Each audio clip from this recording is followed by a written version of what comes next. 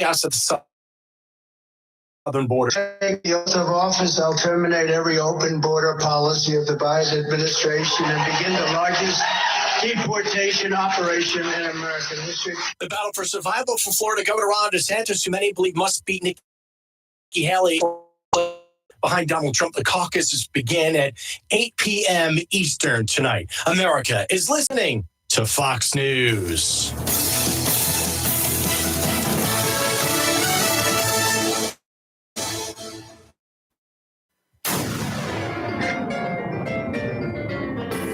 Freedom 97.1 WSME. Live and local. Real talk starts now. On this date, the year was 1929. Jr. was born in Atlanta, Georgia.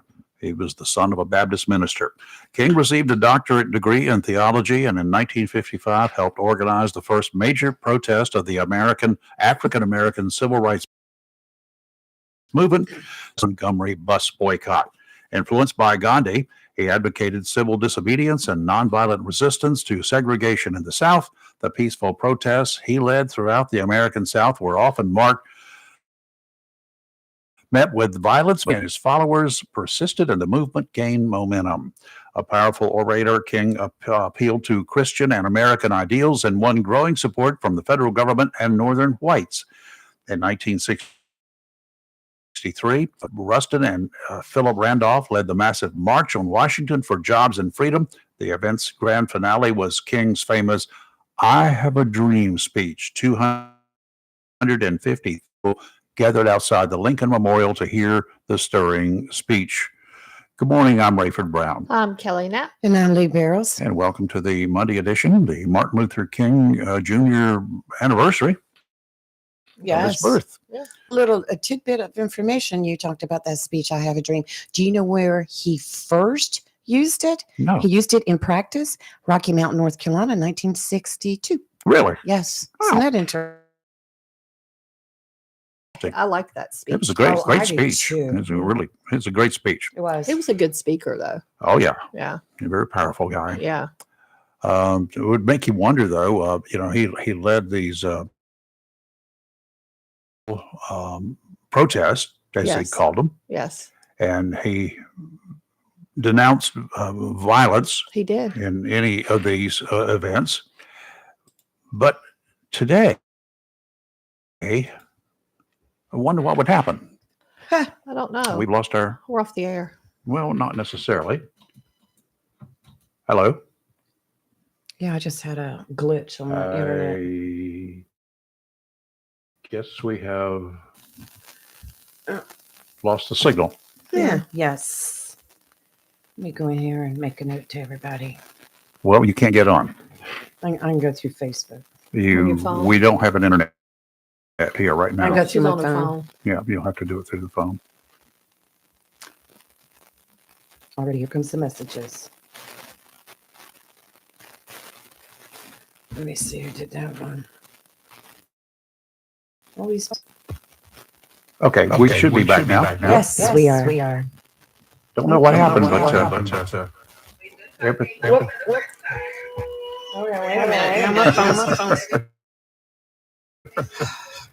Monday. it is Monday. Well, you know, the same thing has been happening at my house. The internet's been going off and on, off and on. Yeah. Huh. Interesting. Well, mine has not until I guess it was here, but anyway, we are back up. Well, whatever. So we had a little blip there. The internet died, and internet dies, and everything else dies, I guess, at the same Yeah. time. We're good. Let's see Yes, which sir. internet I'm connected to right now. Yep. Is back up, so we're good. Excellent. We're all good to go. Yes. Anyway, I don't know how much we missed, but there was a failure there for a bit, but we're good now. What else is going on? Did you guys have a good weekend? Yes. It was busy. Get ready for the cold. It's going to get cold, yes. Yeah, it's going to get cold sooner than I had heard, that I thought. Weather news, it's going to be getting very cold, colder than cold, to international news, to disturbing news in Washington, news in Pennsylvania, and to a story involving one of Onslow County's Board of Education members. Not even sure where to start. All are important. But I'm going to tell you about a story from Pennsylvania that that has my blood likely caused Kelly's eyes to bulge. Oh, no. Let me move over. I think I'll just turn her mic down now, just in case. We don't want to violate the FCC rules, right? Oh, crap. So, a Pennsylvania woman is accused of killing her boyfriend's toddler daughter by poisoning her with nail polish remover after feeding her batteries, water beads, and nails. And that didn't work. Well, let's feed her a put nice your jaw dinner. back together, Dick. Alicia Owens, 20 years of age, was charged last Thursday with criminal homicide in the death of 18-month-old Iris Rita Alfira in June of last year. This was announced by the Attorney General, Michelle Henry. Owens was denied bail. Good. Good. In the Attorney General's words, the details of this case are heartbreaking. It's hard to fathom someone taking deliberate steps to harm a completely helpless child and mislead investigators about what happened. The investigation shows that for months, the defendant conducted meticulous research on how certain substances harm children. She then allegedly acted on her findings. On June 25th, the emergency personnel responded to the home of Bailey Jacoby, who lived with Owens, his girlfriend. His daughter, Iris, was taken to a hospital and later airlifted to a children's hospital in Pittsburgh. She died on the 29th, 4 days later. An autopsy revealed Iris died because of fatal levels of acetone, the chemical found in nail polish remover, in her blood. Experts concluded that she was exposed to acetone just before her hospitalization. In the months before her death, Iris had been hospitalized after ingesting numerous water beads along with button-shaped batteries and a metal screw. Investigators said Owens had household products that could kill young children if ingested, using search phrases including that are poisonous to kids and medications leading to cause accidental poisoning deaths in children. Points found in toys and crafts can be harmful to children if swallowed. No kidding. Newcastle Police Chief Robert Salem said Iris' death has brought pain, sadness, and anger to the community. I'm extremely proud of the officers, detectives, and agents who were involved in investigating this complex case and arresting the person who was responsible for the child's death. Owens is also charged with attempted homicide, aggravated assault of a child, endangering the welfare of a child, and of giving the various objects to the baby.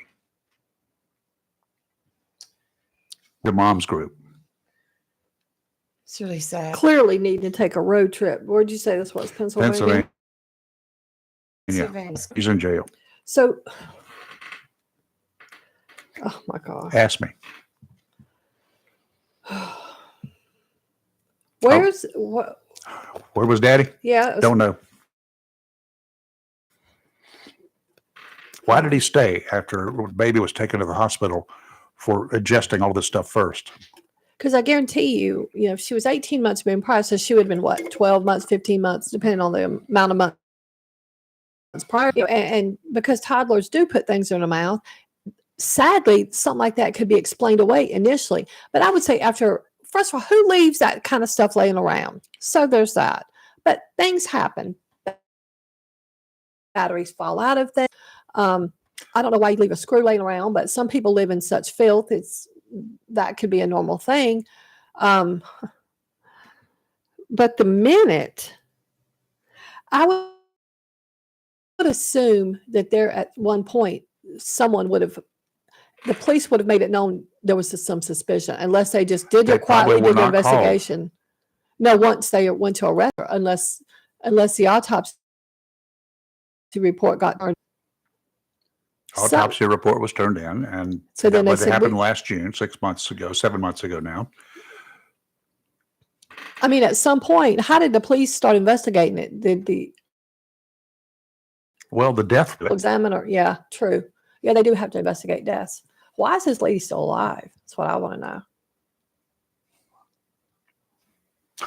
I wonder if somebody didn't beat her down while she was in custody. That's what I'm. Yeah, She just got charged last Yeah. Thursday. Well, I just I want meant to know what as she they're looks like. What is her detaining name? her for custody. What is her name? Just let her go to Alicia prison. Owens. She's not going to do well in the big house.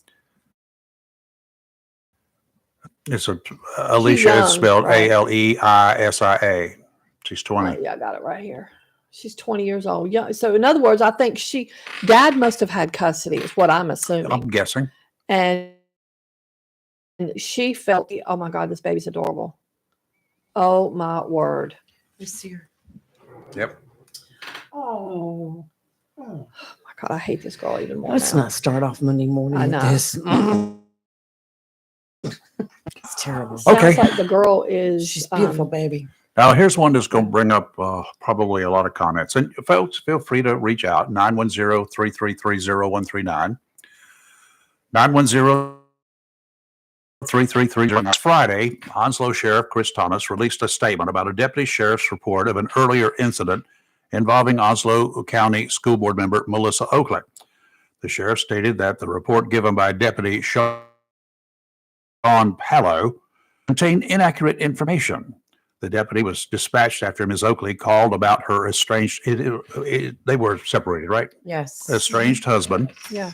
And there was a domestic disturbance going on. So Sheriff Thomas said Pallow's report indicated there was a juvenile victim and that Oakley's husband had made the complaint call. In his statement last Friday, the sheriff said both were wrong in Pallow's report and that there was no juvenile victim and the reporting party was Oakley, not Ronaldo Odin Oakley. Deputy Pallow advised both parties of their constitutional rights before he left, and he left without bringing any charges. Ms. Oakley talked with the Jacksonville Daily News Friday night. And the sheriff called a friend, a person she would not name, but indicated the person is known to voice his distaste for me publicly. That's a quote. Mhm. Within 12 hours, the story, as it appeared in the deputy's report, was published on social media. Sheriff Thomas says an investigation into the whole matter and how the deputy handled the report is continuing. As Ms. Oakley summed up for the Daily News, unfortunately, due to his eagerness to report a tragic moment about him, I believe this was nothing less than malicious. For me personally, I am absolutely sure that the sheriff will handle the investigation fairly, as he did when he issued a release saying the report was inaccurate. Unfortunately, the dissidents who took to social media will never admit they did anything wrong. Agree. There's a whole lot more deeper. Yes. Mhm. We don't have actually, I want to know who the friend was that Pallow called. I have a theory. Oh, I've got Well, theories, but they don't count. We were told that it was, We don't know. associated with what happened across the street from the high school that day. The shooting across from high school. Mhm. So, it's a shame.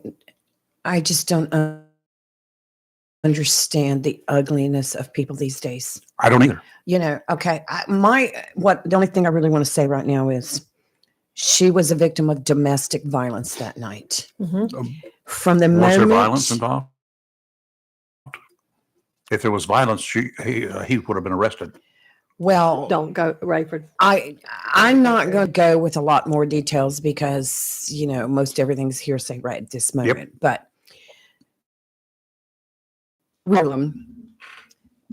he entered into the house at 2:00 in the morning through busting a window to get in. Okay. That's breaking and entering. Yes. So It's actually called So first why degree wasn't he breaking. charged with that? It's first before? degree breaking and entering. Burglary. anyway, from what I know personally, she was a victim that night. Now, I think that the statement that the sheriff's department put out to try to clear them out, I think it has cost her more victimization. And I just, It was a good statement it was a good because statement. it had to come out very quickly after she Yeah, filed her complaint. maybe they should have just off on the post. I don't know, but there's a group that have just gone after her hard. I didn't read the social media. I crap. started reading some of the I mean, comments. even the sheriff's I stuff. I walked did.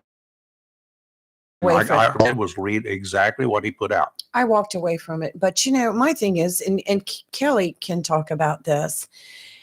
We have the women's shelter, which is not advertised where it's at, no address is Correct. given for women who have been abused And their children. and their children. Mhm. And they have Um, a separate shelter from a place to put men. I that are will victims. even go as far to say, as the post office, if a woman that is a victim needs to put in a change of address, there's regulations and rules in place that her change of address information cannot be given out to Mhm. anyone. Good. See, so you've got all these different agencies, all these different places that do all this to protect women and be a man. You know, Yeah, that's part of yeah, the violence, victims you know, too. that a victim too. So I'm not leaving out the men.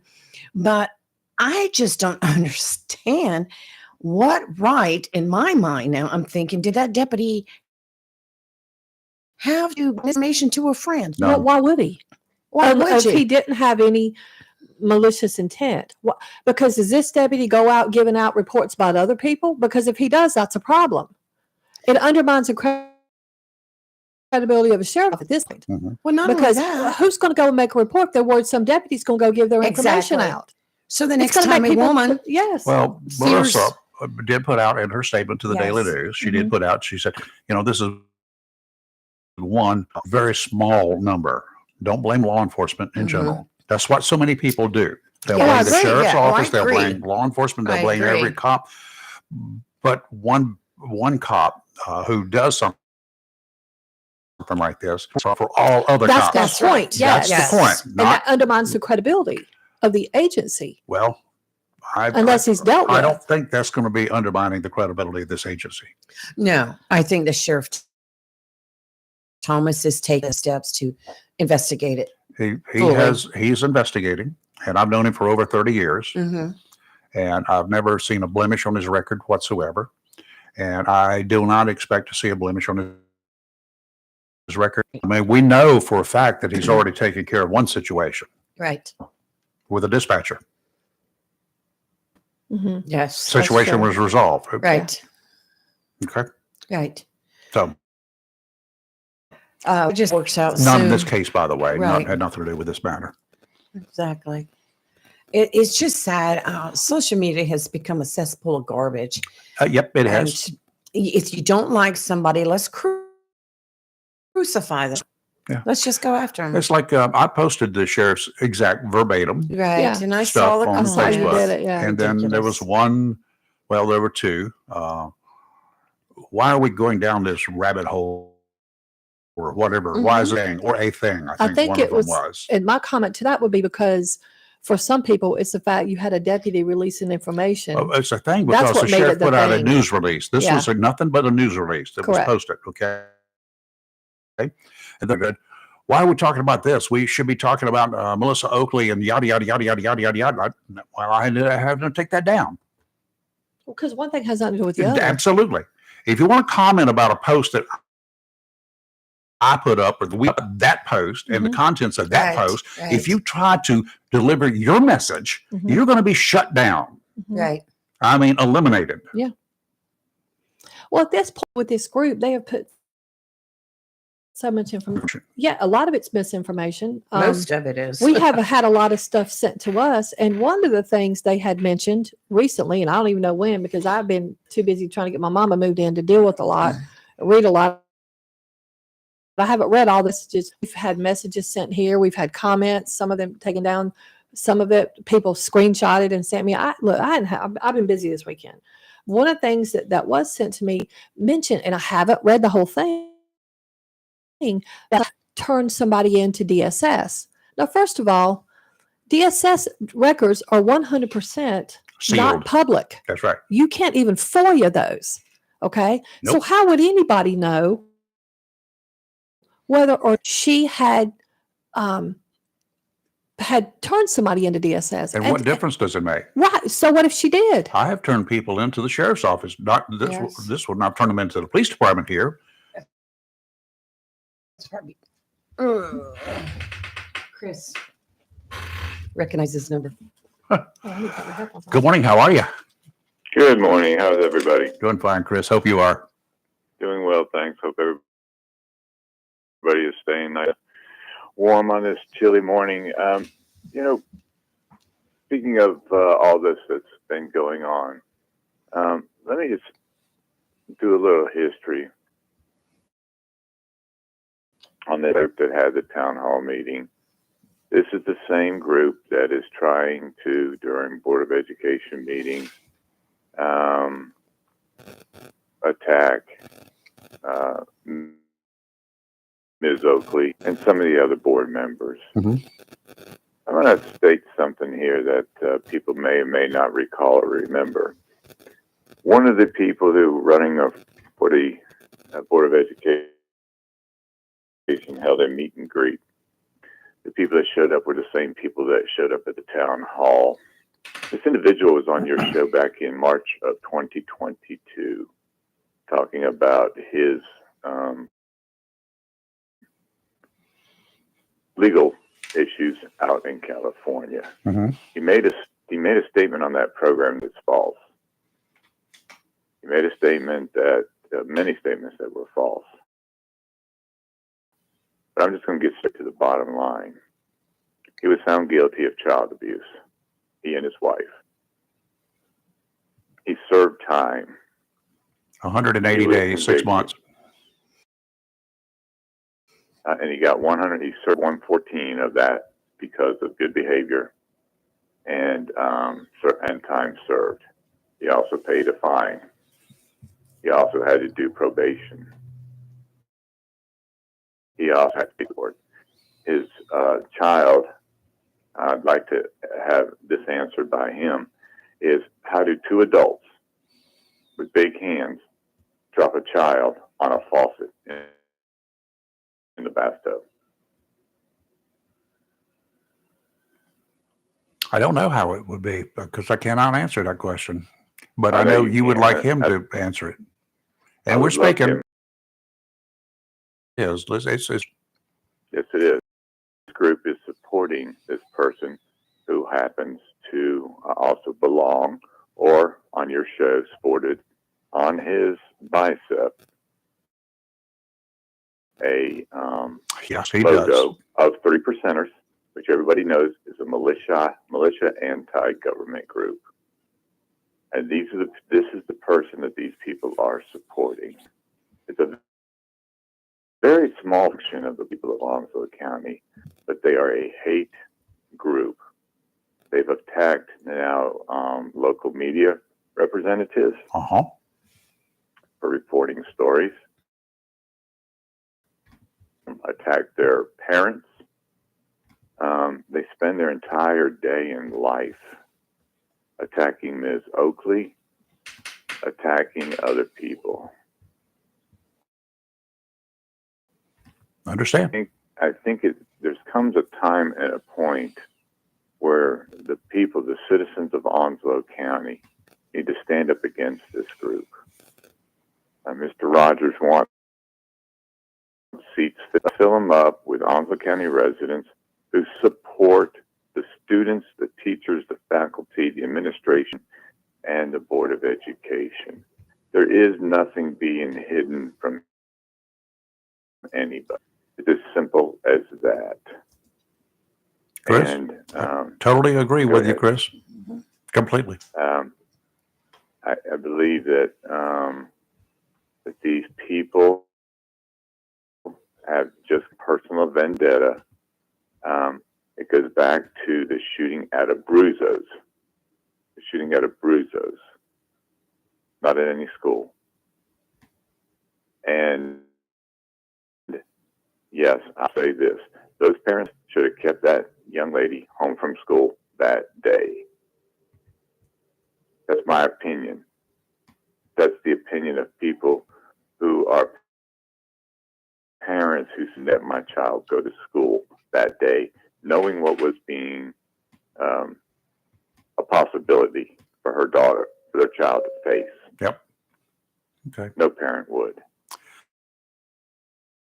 So, in an effort to give time, as I'm sure you have other people calling, other guests coming, let me just say this. People of Onslow County have the support of a lot of members. But if you want to support somebody who is belongs to an anti-militia or militia anti-government group, and they want that person consider education for our students, there's something wrong in their heads. There's something wrong in their hearts. And they're not doing this for the children. It's personal vendettas. We don't have officials because of personal. We do it because of their performance. And the performance of the Board of Education, for the most part, most of the board are very good, heartwarming concerns, people who want to serve the public, not their self-centered things. Yes. And on a last note, at that meeting that was a meet and greet, if anyone goes to the comments of Mr. Rogers, there was mentions of Iraq, Afghanistan, and he also speaks of prejudice and skin color and race. All the things that he said he's against, yet he brings them up. Good point. This man does not need to be elected to the Board of Education. Chris, the voice of reason. We do appreciate your call, sir. Thank you. All Have right. a good day. You're live in local Real Talk Freedom 97.1, 1120 AM, WSME, and we'll be right back. Some days I cover up because of my moderate to severe plaque psoriasis. Now I'm hitting the road with clearer skin, Skyrizi, Risankizumab Riza, a prescription injection for adults who are candidates for systemic or phototherapy. With Skyrizi, 3 out of 4 people achieved 90% clearer skin at 4 months. Just 4 doses a year after 2 starter doses. Don't use if allergic to Skyrizi. Serious allergic reactions and an increased risk of infections or a lower ability to fight them may occur. Before treatment, your doctor should check for infection, tuberculosis. Tell your doctor infection or symptoms such as fever, sweats, chills, muscle aches, or cough, or if you plan to or recently received a vaccine. Thanks to Skyrizi, there's nothing on my skin, and that means everything. Ask your doctor about Skyrizi, the #1 dermatologist prescribed biologic and psoriasis, and visit skyrizi.com or call 1-866-SKYRIZI to learn more. A plan every adult family member should consider is the pre-arranged funeral. It's the worry saving for your family. Making pre-arrangements helps to alleviate the additional stress on family members that can come with arranging a loved one's funeral. Jones Funeral Home's prepaid funeral plan helps remove confusion. They make a practical evaluation of costs possible, and it's the best way to take an unpleasant task off the shoulders of the family. Call Jones Funeral Home at 455-1281. With locations in Jacksonville, Richland, Swansboro, and Holly Ridge. Have you gotten your copy of Topsail Times newspaper this week? If not, did you know that Topsail Times is Topsail area's only local newspaper in print? Started a little over a year ago, we now have over 1,500 online subscribers and 5,000 printed copies a week. And we never charge our readers. Information should be free to our readers, and we stick by that. Looking for an idea for date night? Want to learn some local history? How about asking a veterinarian about your pet? These things and more are available in each copy of the Topsail Snipper. Want to get the word out about your business? We offer great rates for full color ads, and the online paper version is always included for free. Need help designing the perfect ad? We can do that too. We're always looking for human interest stories, so start writing. And we love local photos too. Check out our website at topsailtimes.net, where you can find out where to pick up a copy or check out our latest publication online. Southern Touch Painting, Maintenance, Power Washing, and Roofing specializes in residential and commercial interior and act. They paint most anything except cars, including homes, businesses, apartment complexes, decks, and they do minor repairs, wood repairs, pressure washing, waterproofing, and more, including storm repair and cleanup. Southern Touch Painting, Maintenance, Power Washing, and Roof, fully licensed, insured, and locally owned and operated by Roger Carroll Jr. References available and customer satisfaction is always guaranteed. So if you want to paint and maintain, power wash, or need a new roof, call Southern Touch Painting, Maintenance, and Power Washing at 939-0749 or visit southerntouchpaintingnc.com. Southern Touch Painting, Maintenance, Power Washing, and Roofing salutes our troops and is proud to be part of the continued growth of Onslow and surrounding counties. Martin Chappie's over 50 years, Great Gas and Oil Company has kept our community comfortable year-round with quality heating and cooling products and dependable service. In addition to heating and air conditioning service, Great Gas and Oil Company does generators, tankless water heaters, and quality appliance repair. For service, phone 910-347-7138. Locally owned and operated by Jerry and Jeff Allen and Bobby and Louise Williams. It's live and local. Real talk. On Freedom 97 and 1120 AM WSME. Okay, we're back. Voted the number one boat dealer in the area. The Tideline team is standing by to assist you. Whether it's a new boat you want or perhaps you're looking for an outboard to replace that motor you've got right now that's seen a much better days in the past, Tideline is committed to providing you with the best service ever. The team's technicians can handle routines, ensure you're ready to go anytime you wish. If you're having issues with your motor, they'll run diagnostics on it before you throw a lot of money for parts that you really don't need. Watch out for those shade tree mechanics. Along with new, Tideline has new boat trailers. Sometimes it's cheaper in the long run to replace a rusted out trailer than making expensive repair after repair after repair after repair. I've got a story about that one I can tell you probably tomorrow. Even in the ship store in a long time, or perhaps you're new to the area, do yourself a favor. Stop by and take a look around. Pretty sure you'll be surprised at the line of fishing tackle, along with the nice rods and reels on hand. Tideline Marine and Family, 1 Bridge Street on the banks of the New River in downtown Jacksonville. Today, offshore, northeasterly winds 5 to 10 knots, seas 2 to 3 feet, dominant period 6 seconds, sounds and rivers only a light chop today. Tomorrow, westerly winds 5 to 15 in the afternoon, seas 2 to 4 feet, dominant period 6 seconds, sounds and rivers a light chop, increasing to a moderate chop in the afternoon, and then along comes Wednesday. Northwesterly winds 15 to 20 knots with gusts to 20, diminishing to 10 to 15 in the afternoon, seas 3 to 5 feet, sounds and rivers choppy, diminishing to a moderate chop in the afternoon. It's going to be a little bit dicey out there on Wednesday. You good? Yeah, I'm good. Okay.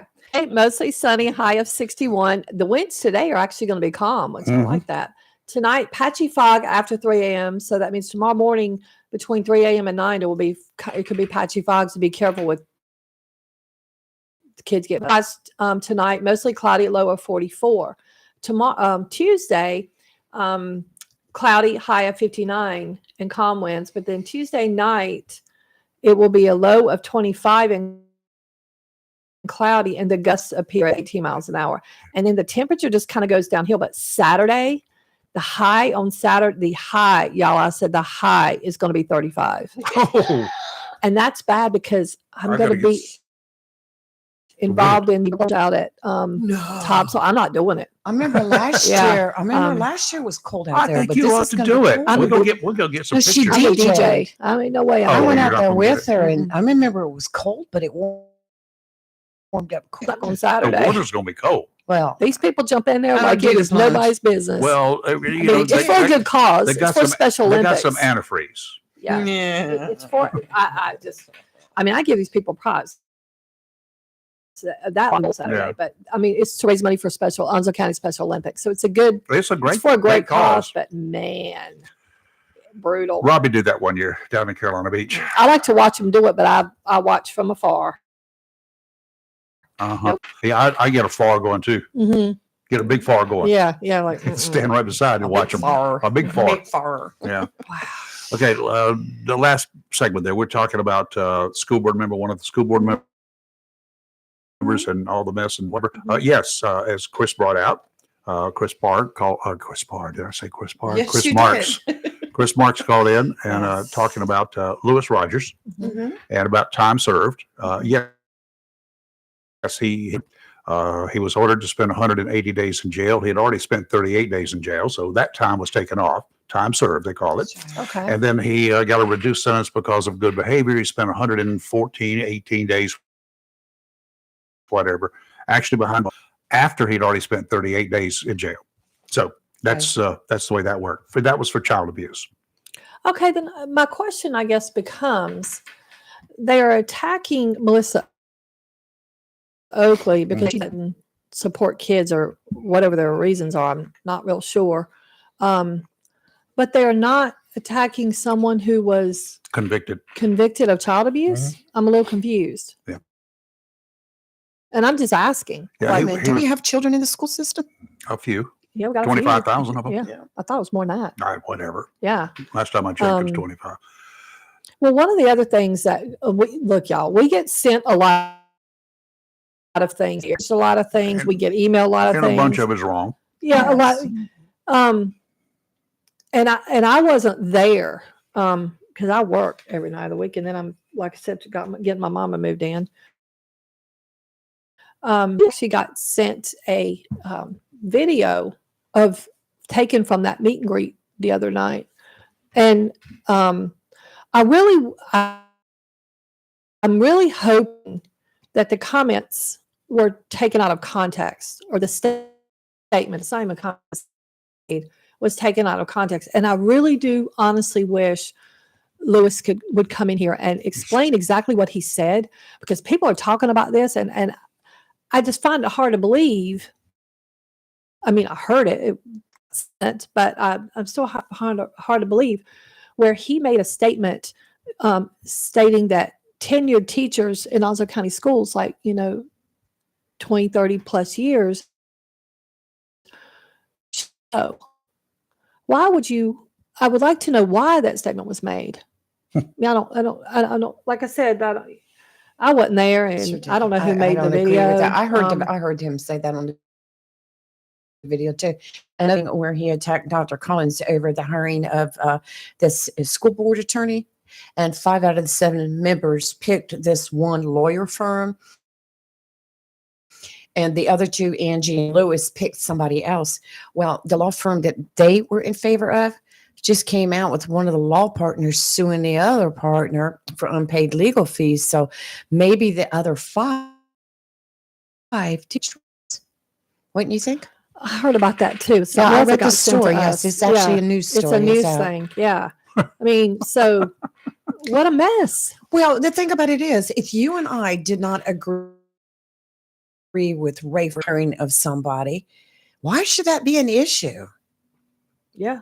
I mean, say there was other 5 people on the show here. So 2 of us, we go after the other 5 publicly and make all sorts of accusations. But To once make yourself look important. But once That's the only decisions are reason. made, you just have to kind of move on from it. And Yes. and there's too many other things that need to be worried about over who hires an attorney that assuming, I don't know who they hired. I'm assuming they were vetted. Yes, I would think if it 5 was other the people. Vogel law firm. I may be wrong, but I don't know. 5 of the 7 members agreed on this one law firm who was hired to take over when the contract starts.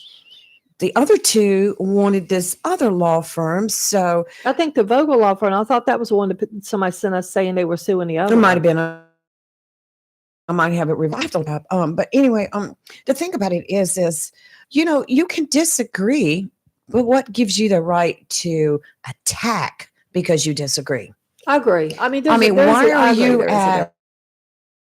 at? It's kind of bad to be at a forum speaking publicly and to attack the superintendent because the board chose a different law firm. I just don't find that appealing to me to want to support a candidate who is easy on attacks. I don't have an answer to all the shenanigans that are going on. I just remember being assigned as a new reporter in Wilmington to cover the Board of Education.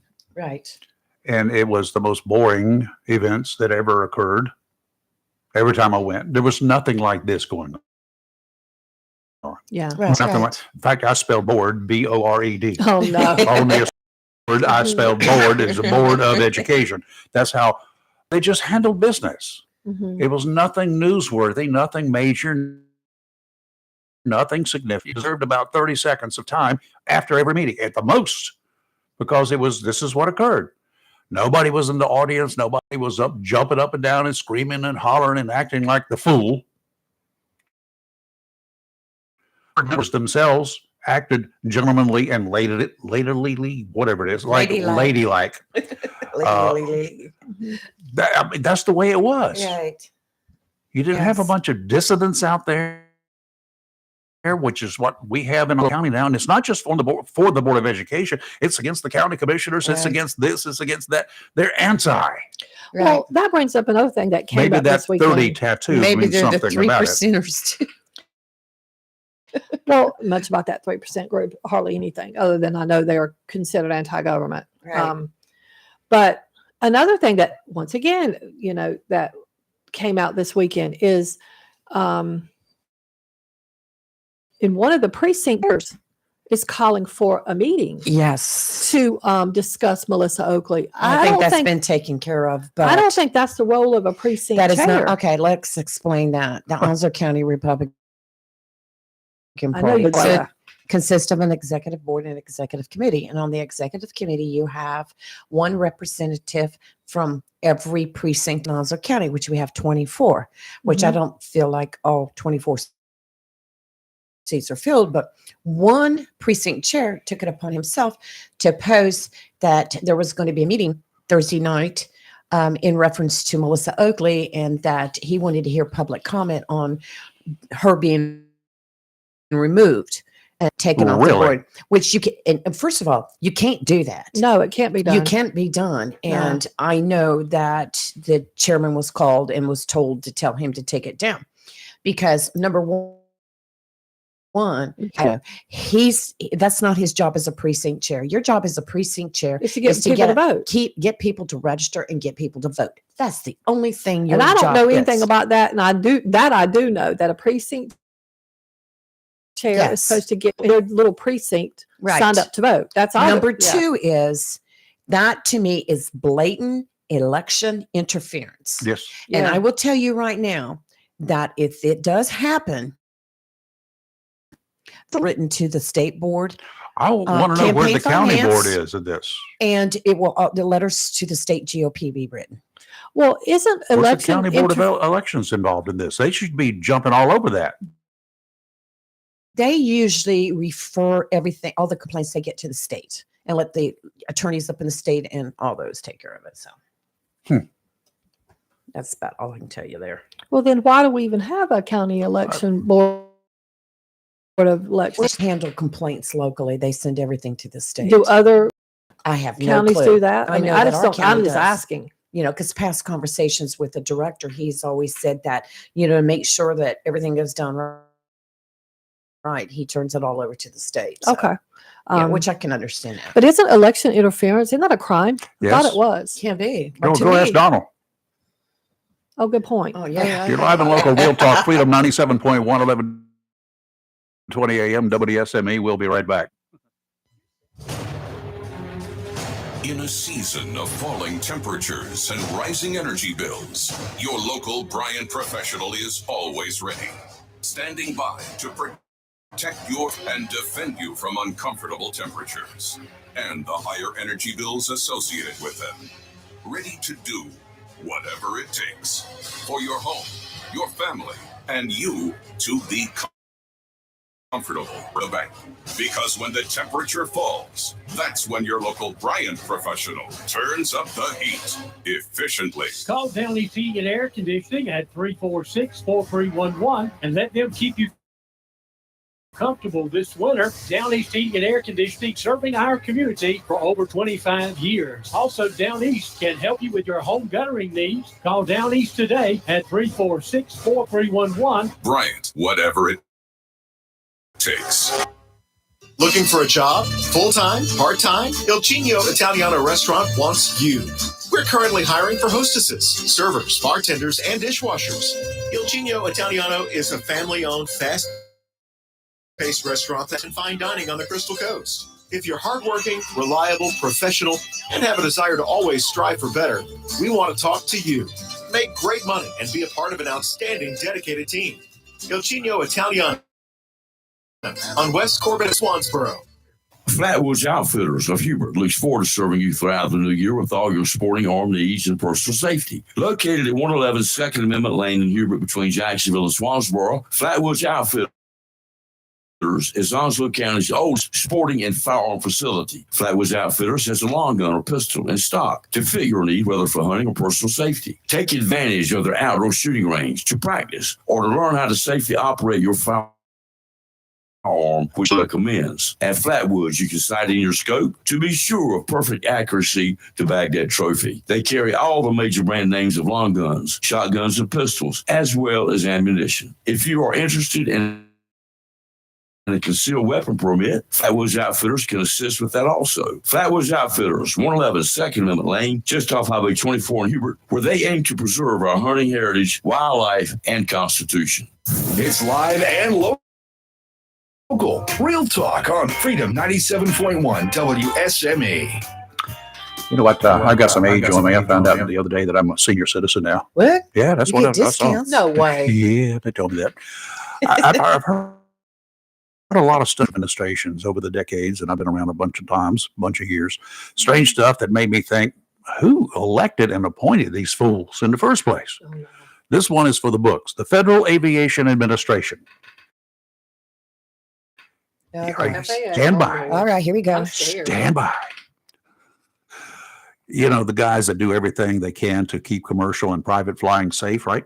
They're actively recruiting men and women who suffer these are quotes. Stand by, Kelly. I'm about to bust your bubble again.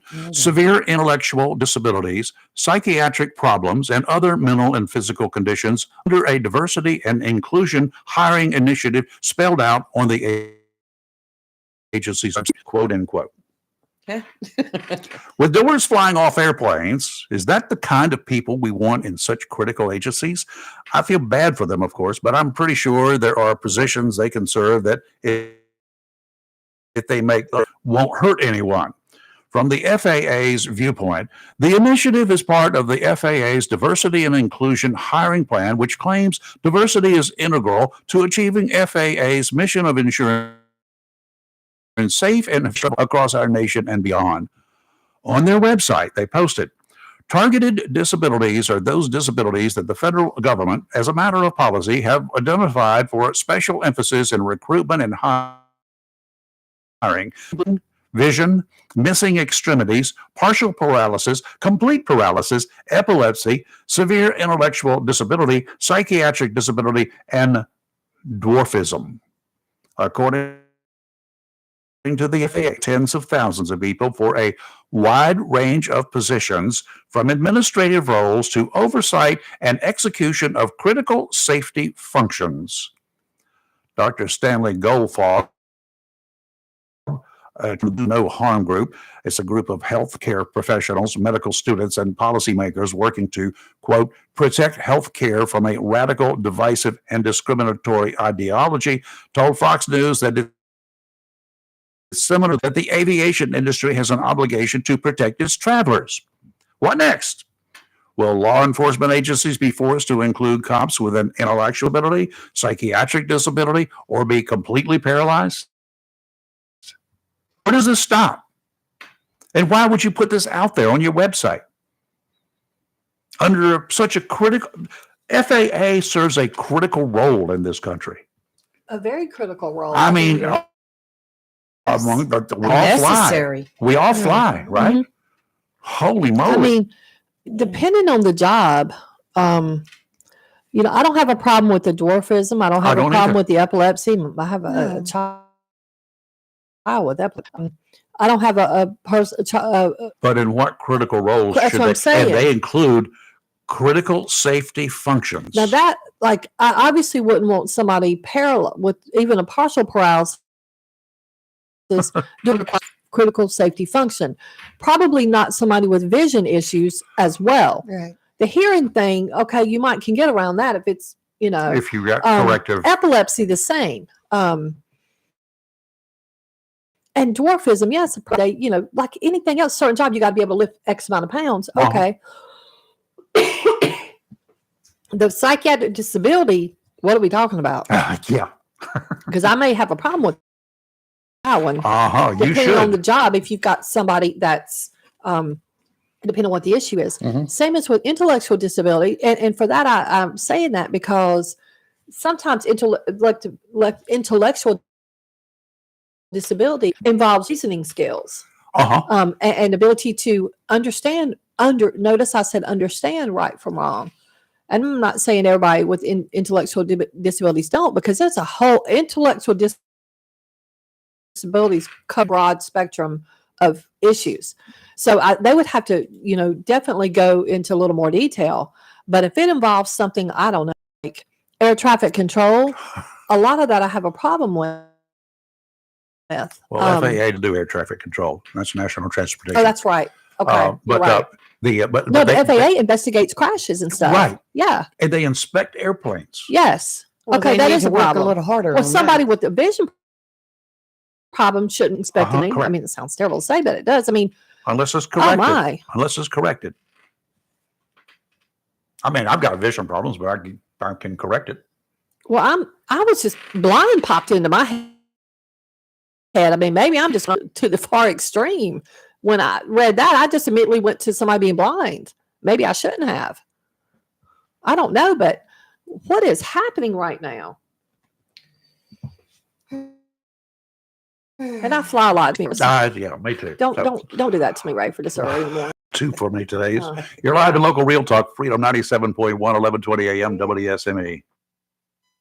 Humphrey Heating and Air Conditioning. Your trusted team, serving all of your heating and air conditioning needs since 1967. Now offers residential and commercial duct and dryer vent cleaning, and now offers expert residential and commercial plumbing service. In case of a power outage due to a storm or for any other reason, Generac generator for your home or business. Humphrey Heating and Air Conditioning has Generac generators in stock, ready to install today. Remember, better breathing comes with cleaner air. Let Humphrey Heating and Air Conditioning improve the air quality in your home or business with professional cleaning. As always, Humphrey Heating and Air Conditioning is available 24/7 for all your heating, cooling, and plumbing emergency needs. Turn to the carrier experts, Humphrey Heating and Air Conditioning, with locations in Jacksonville and Hampstead. Visit online, humphreyheating.com, and follow us on Facebook and Instagram. Humphrey Heating and Air Conditioning since 1967. Relax, we're on the way. Welcome to Lane & Associates Family Dentistry, where we love to make you smile. I'll be working with Doctors Kim and Tommy Morgan, formerly Morgan Family Dentistry. The Jacksonville and Richlands Morgan offices of Lane & Associates Family Dentistry blends the latest technology with personal care and attention, so you have an amazing dental appearance. The offices of Lane & Associates welcome all ages and accepts all major insurances, including military. Lane & Associates Family Dentistry has been serving the state of North Carolina for over 40 years, with 2 locations in Jacksonville. Jacksonville. Call for an appointment today at 877-LANE-DDS or online at lanedds.com. Welcome to Lane & Associates Family Dentistry. If your plans include to do some traveling, make sure a visit to Silent Service Center is on your to-do list. Travel safety starts with the tires on your vehicle, and a visit to Silent Service Center will give you peace of mind with the best value in all name brand tires and the largest selection of used tires in this area. In addition to quality tires, Silent Service Center is a North Carolina inspection station and does complete brake service, oil changes, and alignment service. Silent Service Center, 1707 Lejeune Boulevard, Jacksonville, and 108 West Main Street, Havelock. Phone 910-4760. Freedom 97.1 WSME. It's live and local Real Talk on Freedom 97.1 WSME. Yeah, we got 2 of our sailors are still missing. Reported missing into the ocean so actually one of them fell, the other one dove in after him while conducting a nighttime boarding mission last Thursday off the coast of Somalia. They're SEALs, according to U.S. Central Command. 2 Special Forces operators were climbing aboard a vessel while on a mission in the Gulf of Aden when high waves knocked one into the ocean. The second SEAL jumped in after the first one, part of the Navy SEAL protocol to help a partner in distress. Both since the search and rescue mission is continuing. That's been 5 days now? Yes, I just found that whole story bizarre. It is very bizarre. I mean, they're Navy SEALs. Yeah. But don't they have like beacons and stuff on it? I thought. Well, it depends upon what they were doing. I don't know how they were equipped. It was bizarre bizarre. Well, I hate to say it, but if they hadn't found them in 5 days, unless they were captured by the Somali pirates. The waters there are warm. Yeah, That's good. But they're shark infested. Well, I know you don't care about sharks, but I do, Raven. I'm just saying. Dum-dum. Yeah, arts, but I am. And it was, this whole thing was, according to the officials, not related to the ongoing U.S. and international operations. Yeah, they're probably in the doing something area. else. If they're in it Somalia, was they're it doing was some train- clandestine stuff. It was Yeah. a training mission, supposedly. Yeah. Interesting. Let's see, we got to. Oh, it's Sam Page. Oh, there you go. Okay. Sheriff Page, good morning. How are you? Well, I guess maybe I found him. Hey, Sheriff, are you there? Yes, sir. Can you hear me okay? I got you now. I just pushed up the wrong button. It's my fault. You know how that goes. I could. Glenn Kelly, that would be the easy way out. That would not be true. That board's on the other side of the table. Rockingham County Sheriff Sam Page, how are you? Everything good? Doing good. I was waiting to see if we're going to get any snow today. I heard a little forecast about upper atmosphere, but it may not be too warm to have snow down on the lower level. Hopefully it won't get this far. Good gracious. If it does, it's going to be a storm, right? It would be a heck of a storm. But anyway. You're running for another office. You've been sheriff of Rockingham County like since before birth of me. 25 years. Well, that's almost before me, but a long time I've had the opportunity, a wonderful opportunity to serve the citizens of Rockingham County in law enforcement for 42 years. Wow! But 25 years of that service has been as sheriff of Rockingham County. I'm actually in my 26th year. Great job. It's an honor. I love what I do. And as I come to work every day, I tell myself I love what I do. And as a former police officer myself, for a total of 18 years, I can I just try for sheriff and trying to have to run every 4 years. So that would be awful. So, but congratulations to you for what you've done, and the citizens, I'm sure, of Rockingham County do appreciate you. Obviously, they do. You've also served at some point in time as the president of the North Carolina Sheriff's Association. Right, 2010 to 2011, I was the president of the North Carolina Sheriff's Association, and I travel all over the state of North Carolina, and even travel to the border areas of down near Pinell County, Arizona, and Cochise County, Arizona. Did you arrest a bunch of illegals while you were there? You should have. No, but I became the president of the Sheriff's Association. I said, I'm going to do something that I think will be beneficial now and for the future. So I looked into, where actually is the drug trafficking and the human trafficking coming from, from our borders, and how to get to North Carolina, that information back. And over the years, they've been able to help other sheriffs to understand and our citizens to understand why it's important to have secure borders to cut the flow of those actions that will eventually come into our communities. And they're here now. I look at it, having worked narcotics for a bit as well. All the fentanyl that's coming into this North Carolina is coming across our border. It's not floating in from the ocean somewhere. It is coming across the southern border. It's coming across the southern border. It's been facilitated by the Mexican drug cartels. Pretty much they pretty much have free run in Mexico, and our administration, which I believe truly this administration should be holding and their administration accountable for not trying to dismantle those operations that are taking lives every day in our country.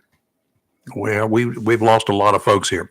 Sheriff, can you hold on a minute? We're going to talk about your bid for another public office here. It's a 60-second news break, so we've got to take that, but we'll be right back in about 60 seconds. You're live in local Real Talk, Freedom 97.1, 1120 AM, WSME. WSME, Camp Lejeune.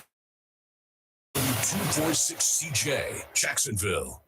Fox News, I'm Gianna Gelosi. It is the first contest in the 2024 primary season, the Iowa caucuses. Donald Trump is still the clear frontrunner and spoke yesterday. If it's up to the votes, we don't even have to be here today. We don't have to campaign. He's trailed by Nikki Haley and Ron DeSantis. I promise you, our best days are yet to come. I'm running for your issues and your family's issues. And it's going to be the coldest caucus day ever in below zero temperatures tonight, with temperatures in the negative 10-degree range, but with the wind chills, that's what makes it even colder at negative 30 in Sioux City, negative 31 in Waterloo. That's Fox meteorologist Northwest, and was the reason the NFL playoff game between the Pittsburgh Steelers and the Buffalo Bills was postponed till this afternoon. America's listening to Fox News.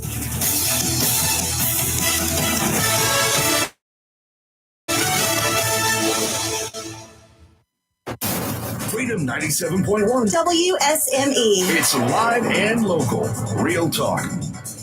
And we're back, and on the phone with us is the sheriff of Rockingham County. That's Kelly's home grounds. It is. Anyway, Sam Page, thank you, sir. Appreciate you taking the time to join us this morning. You're running as a Republican for the lieutenant governor's seat here in the great state of North Carolina. From a law enforcement background to lieutenant governor sounds kind of strange to a lot of folks, I guess. Well, part of it is, I think, is a lot of people do not know what the lieutenant governor really does. When you start looking at the responsibility of lieutenant governor, it kind of falls in line with what a sheriff does. I mean, you have the ability to work, with the legislative process, but also you have the executive authority in processes also for abilities. And just like a sheriff, when I see things in the county level that I don't disagree with, within county government, I have the ability to have input, and sometimes I have to stand up and say I don't agree with that.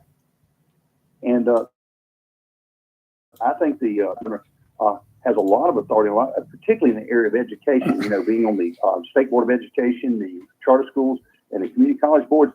I think it's very important because you have the ability to be involved to work patient processes, because at the end of the day, you're helping to build for the future, our kids. Okay, I can see that, and I'd forgotten that the lieutenant governor sits on the State Board of Education. That's a great opportunity, especially with the community colleges. So many of them offering BLET programs, basic law enforcement training. I still think the community college system is one of the best educational systems that we have in this state. Very well run. Absolutely. Our county, they're doing a workforce educational process and facility, building for the future. Of course, as lieutenant governor, you're also on the domestic violence commission. I work with Help Incorporated, which is the Center for Prevention of Domestic Violence, since the mid-'90s. And also, on the Military Affairs Commission. I'm a veteran of the United States Air Force as security police. And that was the thing I was going to tell you, is my background started in the military and has just continued since then, all my adult life. Well, that's a good training too, and I'm sure Kelly's husband will appreciate that as well, since he was Air Force. Yes, he was. Yes. All right. Yes. Air Force. Yes. And being military, any branch, I particularly since we're in this neck of the woods, we've got some major military installations in our coverage area. One called Camp Lejeune, another River, Cherry Point Marine Corps Air Station, just across the border over in Carteret County. But I do. I'm sure that you will take consideration as lieutenant governor, and please make some appearances in this neck of the woods. Yeah, come down here. Yeah, come on down. We'll put you on the show.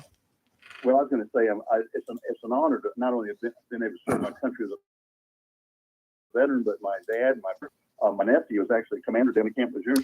So we have a lot of military representation, but that is most important. It also is for the governor that you're not totally locked in where you can't get out. Like you get out into the community across the state, and you can address the issues. But North Carolina is a veteran-loving state, and we have a lot of military members retired and also active duty in our state. And we have we look after our veterans. Yeah, we do have, and we try in this area, and we have found out that it's working to retain those when they either get out or retire to hang around here for a while.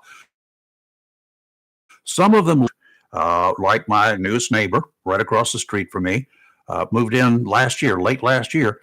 He had gone to California after he retired, spent a year there, and said, gotta go. And now he's. I was going to say he had to come back to North Carolina. Absolutely. And, here's another thing. Since we're on the air, and I hope any of our veterans or any of our Marines or any other service members are getting ready to get out of service. Think about law enforcement. We're recruit. Hey, always recruiting back to serve in our community. So, if you're a military member, and you're listening to this radio broadcast, and you're looking for an opportunity in law enforcement, give us a call. The Rockingham County Sheriff's Office. I'm Sheriff Sam Page, and we're looking for some good people to help continue serving in our communities. Yeah, I mean, back in the day when I first joined Jacksonville PD, virtually everybody there, not everyone, but virtually everyone was military or prior military. To just normal military personnel. They got out and they were looking for a job. They wanted to stay here in Jacksonville. So guess what? They joined up. Well, you were talking about that. And when I first got out of the military and stuff, of course, I was hired by the Fort Lauderdale Police Department when I got out. The military set a great foundation for me. But also when Pat McCrory was governor, we also got a bill signed that basically said that if you had worked in law enforcement, any branch of the military service, that you get credit toward your BLET, basic law enforcement training hours. Yep. So that was another movement forward in helping our veterans get secure in a job once they get out of military, going into being law enforcement. Yeah. Well, I know one gentleman that right now, he's prior military and prior law enforcement as well, and he's given some very serious thought to getting back into law enforcement. So I'm encouraging him. Well, I think it's that profession, and the best foundation I ever had was going into the military, learning the basics of law enforcement, and then taking that out into the civilian world. And like I said, I've been able to serve proudly for 42 years in the state of North Carolina in Rockingham County. And Kelly, I don't know if I was a school resource officer when you were. I think you're from the. Are you from the Eden area? I'm from Eden, but I graduated from Moorhead in '87. You would have remembered, Okay, sure. well, You would have I may remembered missed me. you there, but I spent a lot of time working with the kids in the schools and visiting schools, particularly elementary schools. So, but I'm responsible for 6 elementary schools, 2 high schools, and a middle school. So we stay busy dealing with issues and school safety related issues too. That's a big thing. The big piece of work that we do is making sure our teachers and our students are safe in our communities. Yeah. Now, as Lieutenant Governor, I assume that, and with your background as well, I'm sure safety would be a priority during your tenure. What is our biggest problem now, without any specifics? What is our biggest problem now? We have a lot of dissidents in the area that want the school safety checks that have been done, and the sheriff and others, the police chief here, they say, well, you're not entitled to all that information because that shows weak points. Right. What do you agree with that? Well, I kind of go back here is, we're bound by public records law in North Carolina, and a lot of information is out there, is good for the public to know what we're doing. I like to market and let the public know what we're doing and why it's important. There's some things, active cases and stuff like that, or security, or getting into the weeds on security countermeasures. I can see with that, the hesitancy to release that information. Right. But I can been state and federal grants out there for the safe school initiatives that helped us to improve alarm systems, early warning systems, camera systems, fencing, new door systems. There are other types of things. Community, that is also very important. And those are the things you can talk about. Some of the things you can talk about. I'll say this, during my 25 years as sheriff, school safety has the conversation of school safety and things we can do to improve the level of safety. Because I always say this, if the kids feel safe, they can learn, and the teachers feel safe, they can teach. And we want to make sure that we do our part so they can accomplish those parts of the mission. Oh, okay. What other areas that you could, as Lieutenant Governor, that you could offer some insight into? Some, maybe bring your law enforcement background, but other areas too that need to be dealt with. Well, again, I can go back to the statutory responsibilities of the Lieutenant Governor, which are very, there's a lot, and if something happens to the governor's out of state, if there's a situation where there's a declaration of emergency situation and the governor's not available, you have some very important duties there. But I wanted to let you know one thing is we're talking about back to schools is one of the biggest problems. Matter of fact, the crisis we're seeing in our country, besides the border crisis and the uncontrolled migration into our country here, illegal migration, I should say, and the threats and risks that come with that, but also the fentanyl crisis. I was listening to a singer the other day in the Senate was talking about the fentanyl crisis, but he is exactly correct. It's taken many lives every day. So last year, I actually went to a town hall in Northern Guilford, and they were running a town hall on the fentanyl issue and talking about the dangers and bringing people in that had been exposed, lost family members. And so what we did was we started doing polls at our churches, and also we've also now in our school system we've got the superintendent work that all of our high schools we're going to be able to do basically a fentanyl information piece in town hall to educate the kids about the dangers, because there's more experimentation with fentanyl. It's very dangerous. It will take your life. And we thought it was very important to start pushing our messages out to the kids at the middle school, the high school. We do our DARE or great programs at the elementary school level, and also right in our colleges. We lose kids and young people between 18 and 45. It's the biggest thing that's taking lives in our state every day is the fentanyl poison. So, but the other thing about it was I actually presented that information to the Attorney General, and also asked that he contact the school superintendent for the state and say, look, let's look at these town halls. The thing about them is it doesn't cost anything to do a 1-hour presentation that may save lives. It doesn't cost anything but your time. And it's the most important thing I think we can do right now is try to make sure that our kids at different levels and even up to college and our parents know the danger risk so we don't lose any more. Because I think we lose 11 people a day due to fentanyl poisoning in North Carolina. Yep, something like that. Now, about that, Narcan, every cop or every frontline cop, guys, pretty much across the state these days, they're armed with Narcan, as are obviously EMS personnel. We've got reports from EMS having to go back to the same scene, same location, 2 or 3 times, sometimes on the same day for the same person. Is there anything we can do about that? Addiction, a big picture of addiction. It didn't come in overnight, and it won't be finished fixed overnight. We've got in our county working with our community paramedics and working with our social workers through DSO, through the health department. We're doing outreach to persons that have overdoses and addiction, and trying to work with those people, trying to get persons back to seek help, and trying to connect them to services where they can get help. In our jail system, we're working in assisted treatment where persons that are coming in with addiction do receive treatment, and then try to connect them through our social workers to someone on the outside when they transition out. Because a lot of people come to your jails, they don't stay in the jail very long, but they'll have the addiction when they come. And the last thing we want to do is see somebody die. And you mentioned the Narcan.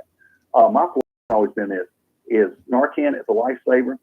If it was your child, you'd want me to do everything we could do. Absolutely. That person's overdosing. So I tell people, as long as we have Narcan, we're going to use it, but we've got to figure ways to treat the person with addiction in our communities, in our country. And we also got, and another part of that is the supply. We've got to cut supply.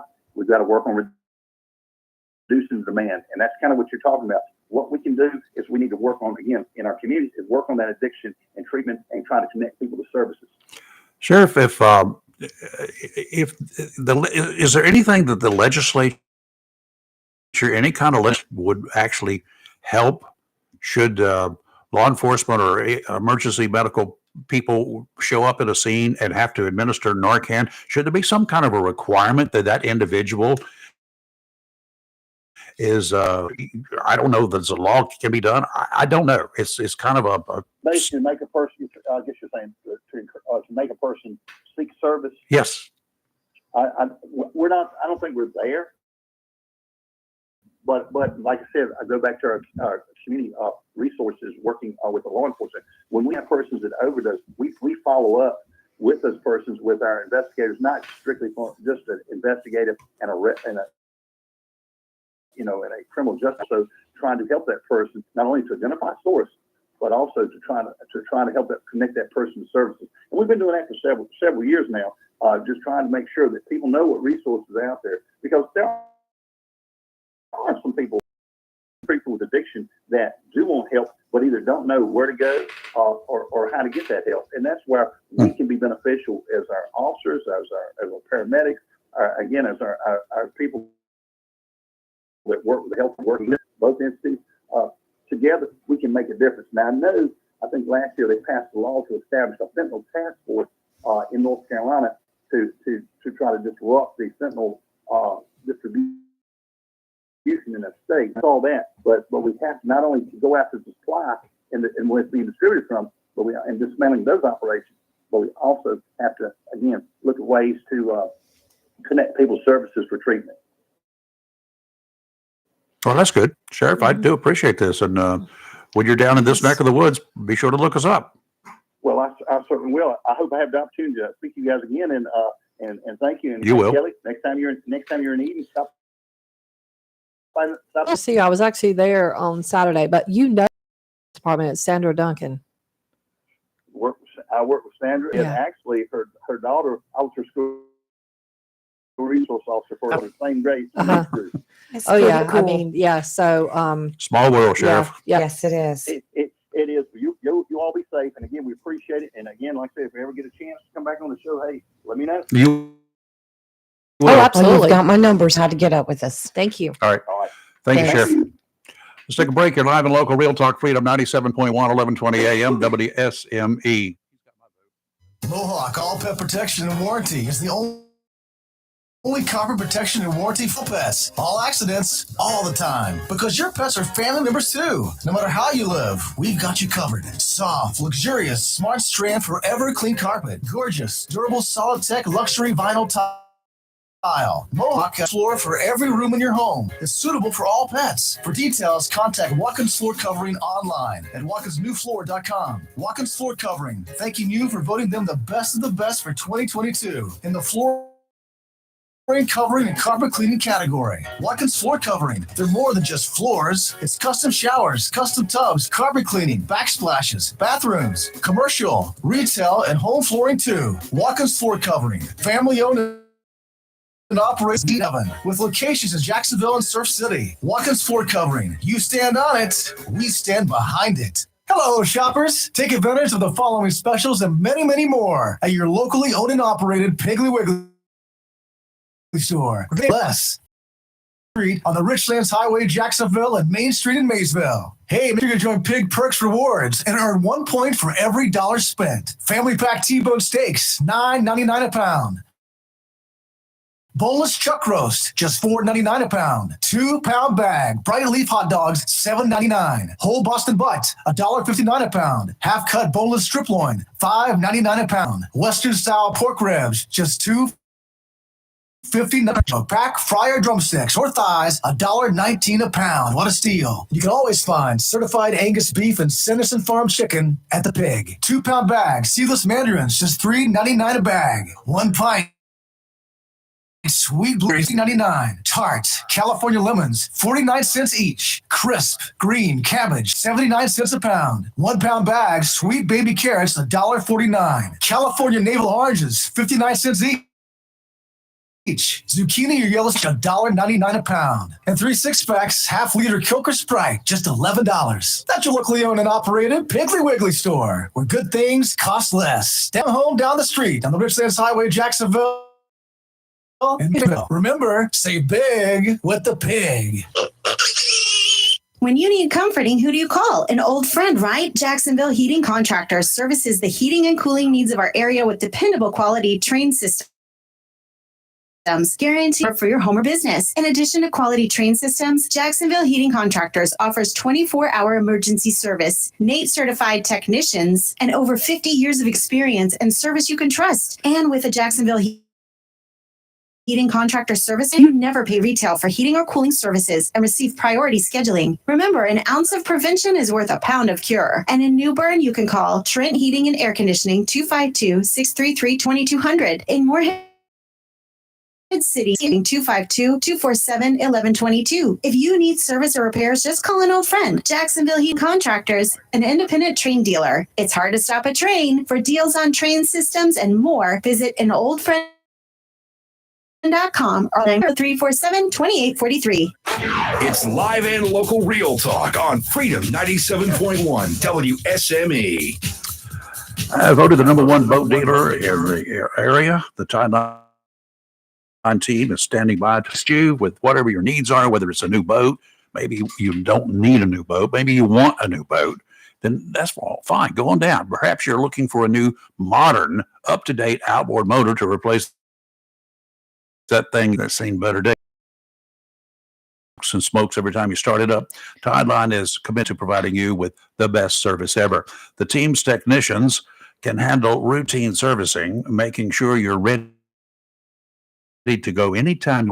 If you're having issues with your motor, they'll run diagnostics on it before you have to throw a lot of money for parts that you really don't need. There are a lot of people calling themselves mechanics, technicians, that they say, "Oh, it's probably going to order you this part," and then of course you got to pay for it. Well, that you put it in, it didn't fix it. That's just the way it is. Yeah, It's they're practicing a lot, and they practice with your dollar. Sometimes it's a whole lot cheaper in the long run. Go down, find somebody that can actually repair it, and they'll run the diagnostics on it and do the whole kit and caboodle. Most of the Shade Tree mechanics, they do not have the software to be able to do that. Only the certified mechanics have that. That's one a company in the area that does. Along with new boats and motors and stock, Tideline also has new boat trailers. There's one gentleman that he's coming tomorrow to pick up a new boat trailer. Okay. $1,000 trying to get his old one repaired. Oh my! Oh yes. I'd have gave up way before that. Well, cost. he spent $3,000 for it because they told him he needed new axles. That didn't solve the problem. There were lots of other issues as well. So he's coming tomorrow to pick. Fortunately, he's lost $3,000 already. So that's the way it works. Yep. If you haven't been in the ship store in a long, long time, or perhaps you're just new to the area, do yourself a favor. Stop by and take a look around. Pretty sure you'll be line of fishing tackle along with the nice rods and reels on hand. Tideline Marine and Family, 159 Old Bridge Street on the banks of the New River in downtown Jacksonville. Winds today, kind of nice, out of the northeast, 5 to 10, seas only 2 to 3 feet. Sounds and river water. I'm looking outside now. It's beautiful. Tomorrow, westerly winds 5 to 10. They'll be increasing to 10 to 15 in the afternoon. Seas kicking up just a little bit, 2 to 4. Dominant period 6 seconds. Sounds and rivers a lot. To a moderate chop in the afternoon. Not a bad day tomorrow. Then comes Wednesday. Should I just stop now? Just stop. Offshore northwesterly winds 15 to 20 with gusts to 25, diminishing to 10 to 15 in the afternoon. See sounds and rivers choppy, diminishing to a moderate chop in the afternoon. Today, mostly sunny. It's kind of sunny out there. High of 61, calm winds. Tonight, cloudy, low of 44. Still calm winds. Tomorrow, patchy fog in the morning. So actually early in the morning from 3 a.m. to about 9 a.m. tomorrow morning, it's going to be foggy. So please be careful. Otherwise, mostly cloudy, a high of 59. And almost a 50% chance of rain. So tomorrow night, mostly cloudy, low of 25. Yes. Very cold. And the gusty winds start, which is going to make it just even colder.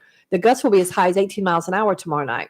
On Wednesday, sunny, high of 42, still gusty. And then Wednesday night, 22, Rayford. I hope you have plenty of wood. I do. Okay. I got a trailer move last week. Do you see how he harasses us with those pictures of his fireplace? I know.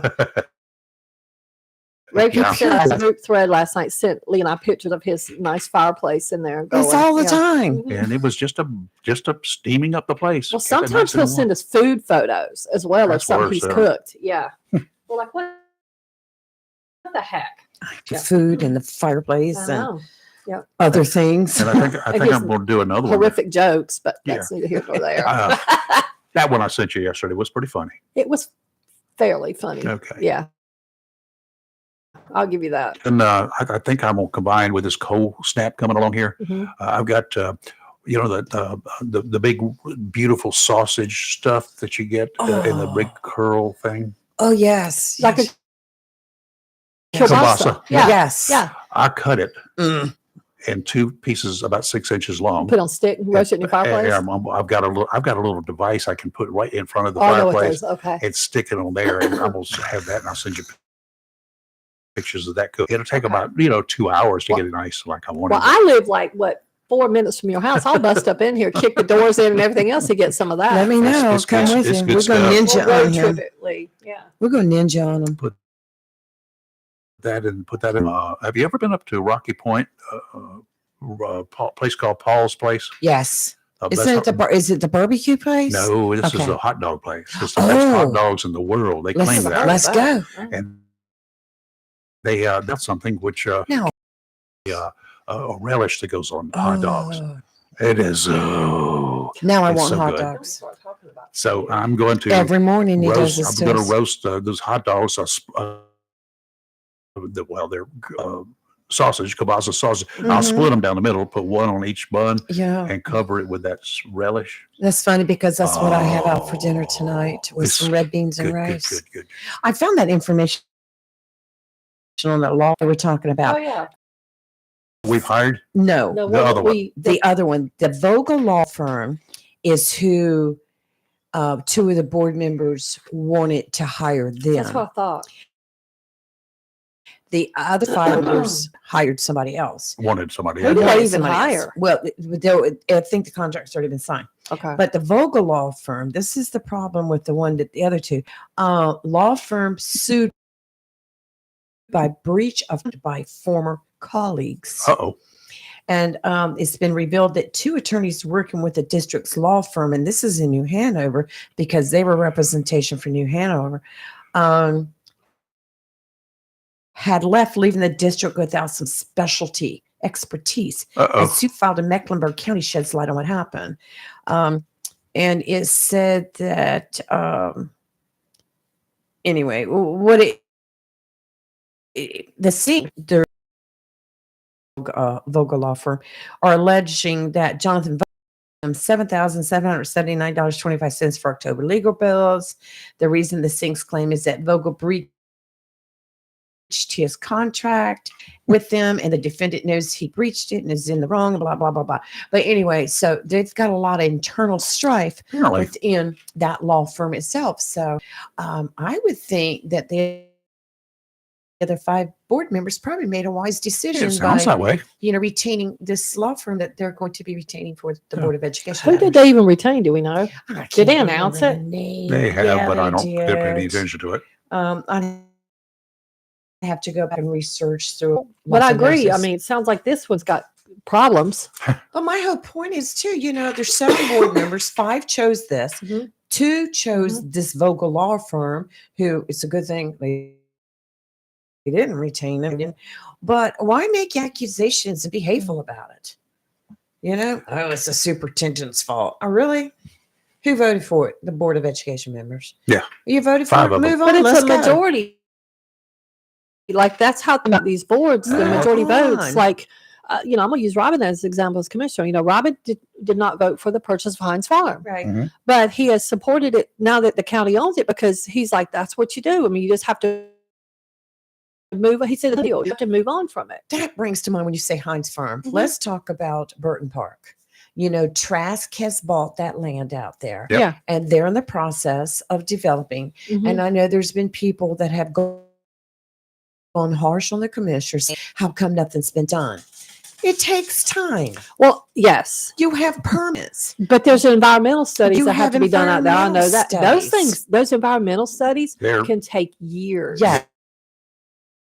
And let's just say one other thing. Trask is not going to buy land that they know they can't No, develop. that guy's amazing. He's like Yes. I knew him in Wilmington. Yes. he's And a so, yes. developer. He's He would built never- two the Mayfairs. Yeah, I would love to see a Mayfair come to that area. he would never buy any property that he did not know for certain he But could there's get. people out there criticizing some of the commissioners, saying, why hasn't anything been done yet? Well, I'm it glad. takes time. I'm glad people think that would kind of like that, especially you can just wave a magic wand. The permit, I know a permitting process is a pain. From Mhm. when I built Right. my deck, 10 years ago, however long it's been now, and that was then, and A that was to nightmare, build yeah.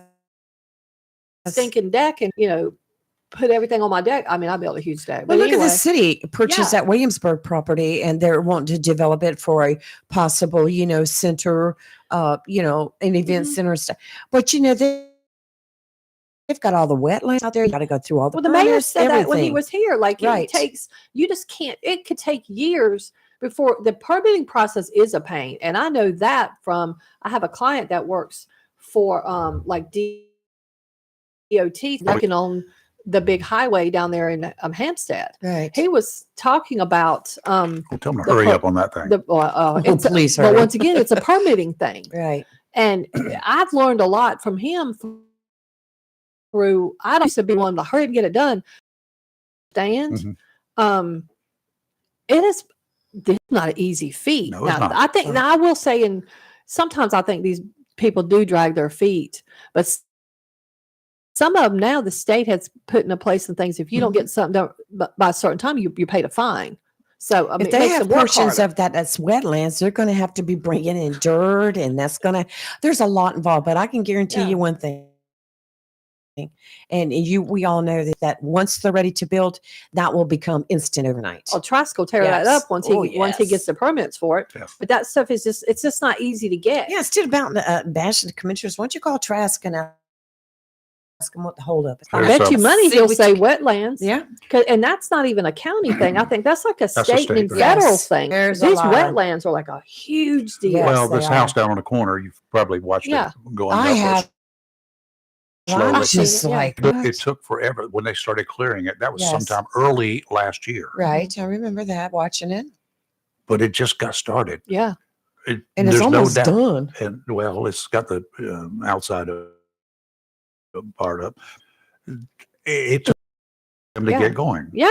after they cleared the land. I was Because surprised you know why? they built there. Because it's right on the edge there of a Right. creek.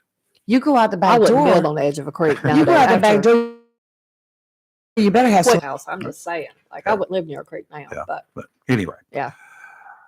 a pro-Palestinian speaker issued a call to normalize massacres during a demonstration in London Saturday, What? supporting the ceasefire in Gaza, prompting police to look into the matter. Pro-Palestinian supporters had marched through central London as part of a global day of action against Israeli military action by Hamas terrorists. In the video, social media of one speaker, Palestinian activist Mohammed El Kurd, addressing the crowd gathered in Parliament Square, he made his ridiculous statement.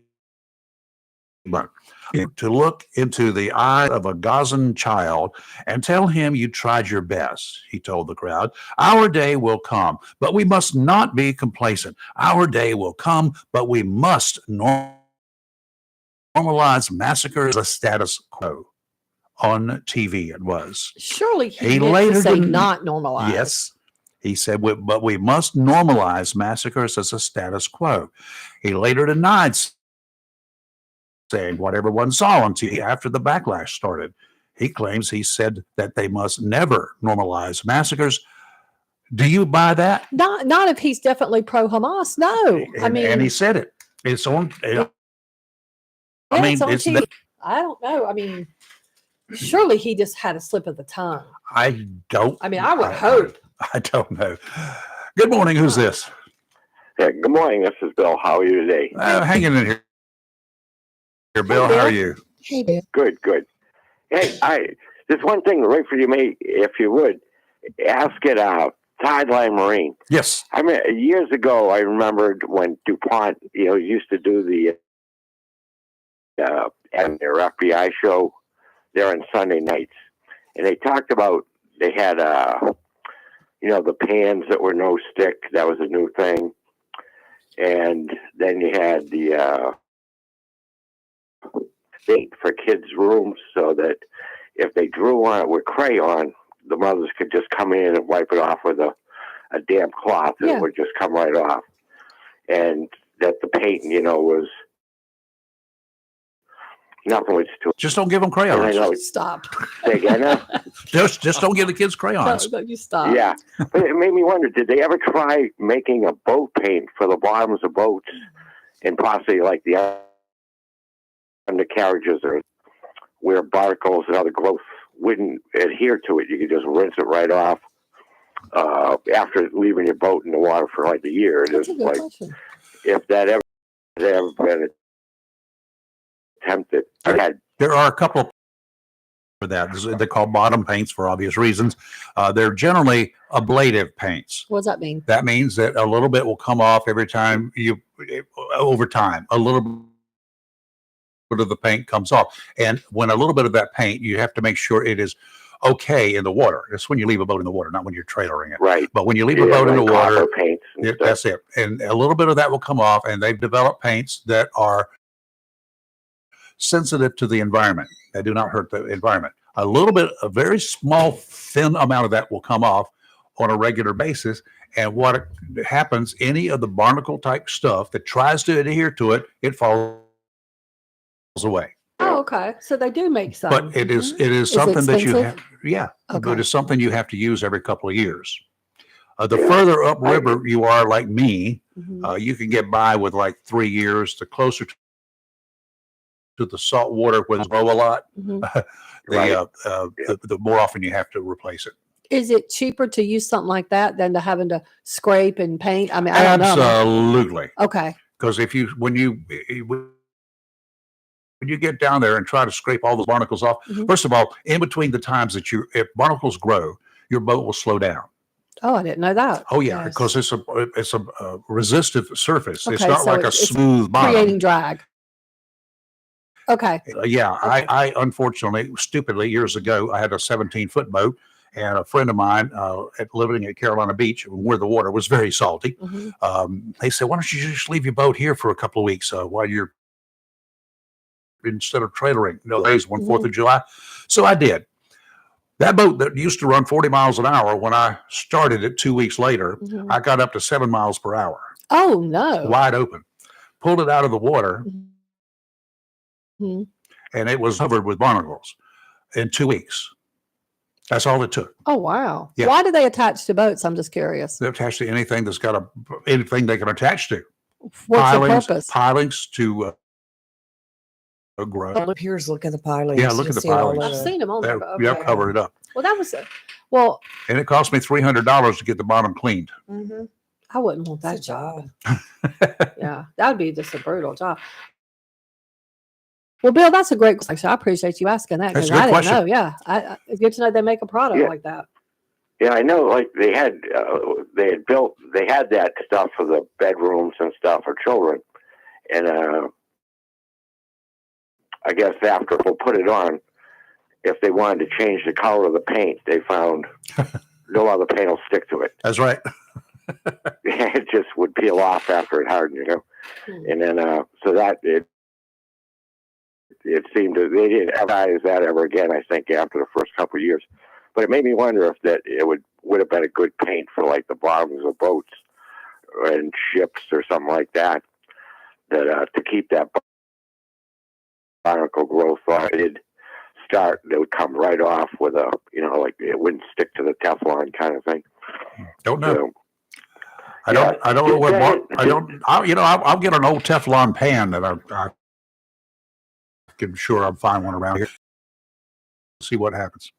See if anything tries to grow on it, and if it does, fast it wipes off, or it doesn't. How easy it wipes off, yeah. Yeah. Okay. Well, anyway, have a good day. Thank you. sir. You too, Bill. Take care. They had Bennett Paints on Gum Branch where they made paint there. Yeah. Did they stay in the local community after it became the Angry Ginger restaurant there? Did they stay in the local community to make paint for all the development going on here? No, not that I know of. I don't think so. They buy paint from paint dealers. Yeah. Yeah. No, they're not there. Well, a couple questions, but yeah, there'll be if the pan does grow barnacles, you can say, well, guess what? Teflon doesn't stop it. There you go. Anyway, All right, you take care. Take care. Have a good day. Bye. You're live and local. Real Talk Freedom 120 AM WSME.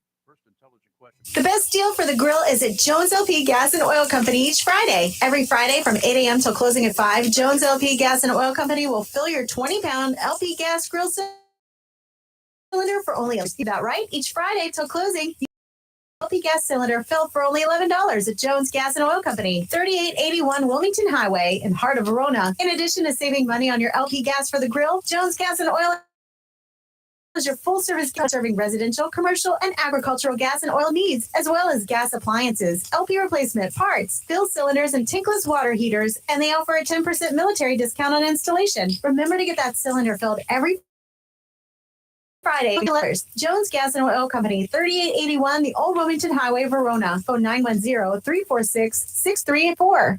Welcome to Lane & Associates Family Dentistry, where we love to make you smile. Now, I'm proud to be working with Tommy Morgan, formerly Morgan Family Dentistry. The Jacksonville and Richlands Morgan offices of Lane & Associates Family Dentistry blends the latest technology with personal care and attention, so you have an amazing dental experience. The office welcome all ages and accepts all major insurances, including military. Lane & Associates Family Dentistry has been serving the state of North Carolina for over 40 years, with 2 locations in Jacksonville, Richlands, and Maysville. Call today at 877-LANE-DDS or online at lanedds.com. Welcome to Lane & Associates Family Dentistry. Have you gotten your copy of Topsail Times? If not, did you know that Topsail Times is Topsail area's only local newspaper in print?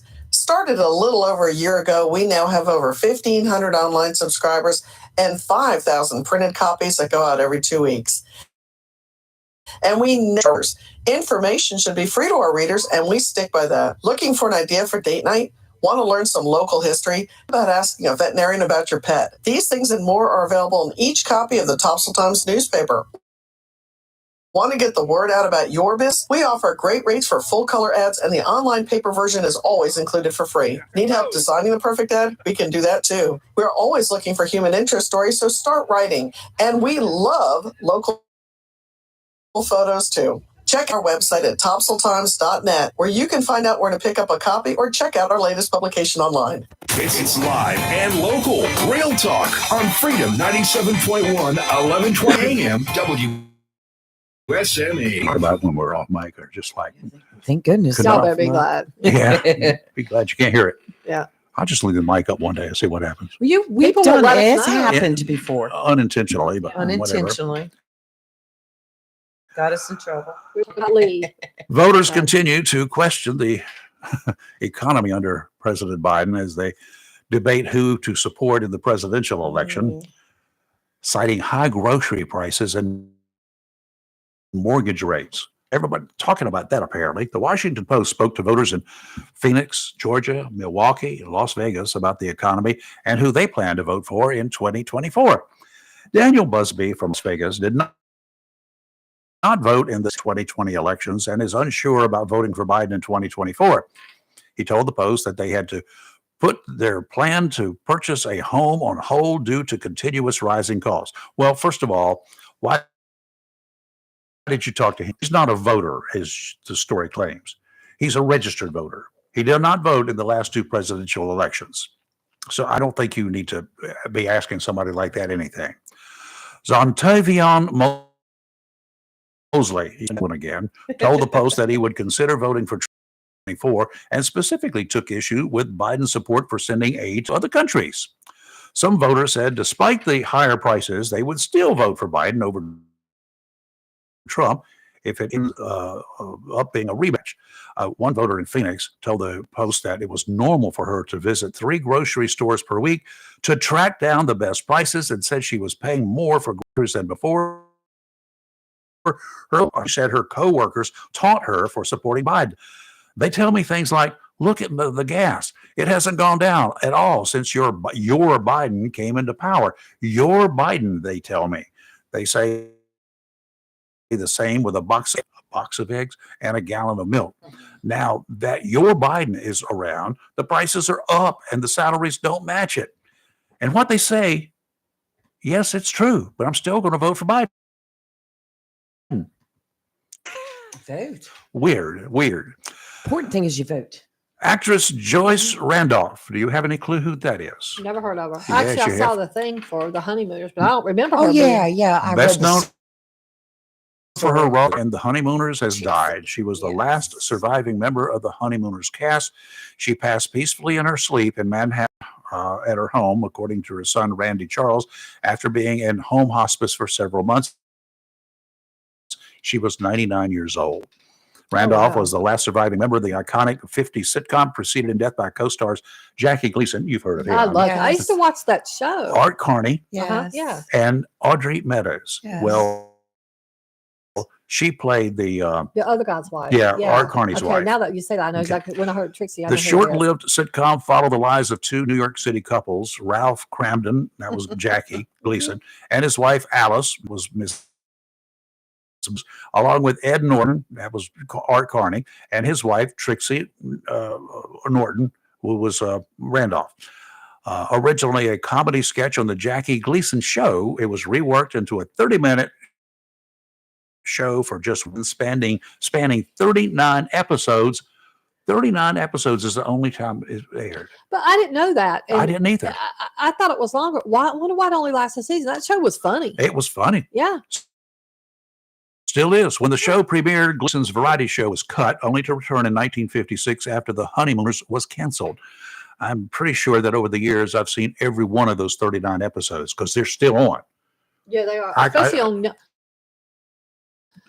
what is that, Land or whatever? Something, whatever Nick it is, at Night. I've seen it somewhere. Yeah. As funny as all get out, but would get yanked by today's standards. It would. Why? Because know Gleason routinely threatened his TV wife with a punch in her kisser. All in fun and never occurred. Yeah. Well, you know, Bill Hayes died. Do you know who he was? No. He was Doug Williams on the long-running soap opera Days of Our Lives. He went. Well, I don't either, but he went on the show in 1970s and was on there all the way up to December 2022. He just died at the age of 98. Oh, A lot of I have people no know idea who him. that guy is. Okay. I didn't watch any of the soap operas. Yeah, no. Hello, Tom. How are you? Oh, Dr. Jackass is just running fine this morning. That's good. In a wild duck truck this morning trying to get stuff done. Yeah, it's the Honeymooners. That was I enjoyed it when I went to see him. Loved Jackie Gleason to death. Yep. And his part Smoking the Bandit. I remember they did an interview on him. He was excellent. And he said the one thing that bothered him about the movie, he loved doing the movie, but there was just too much cussing in it. And he wrote the script. I mean, he said that. And he wrote a piece when they were in the restaurant. And he wrote that part. And of what all he done. And it was funny. I mean, it was, to me, it's one of the funniest parts of the movie, as far as the talking part goes. But you were talking about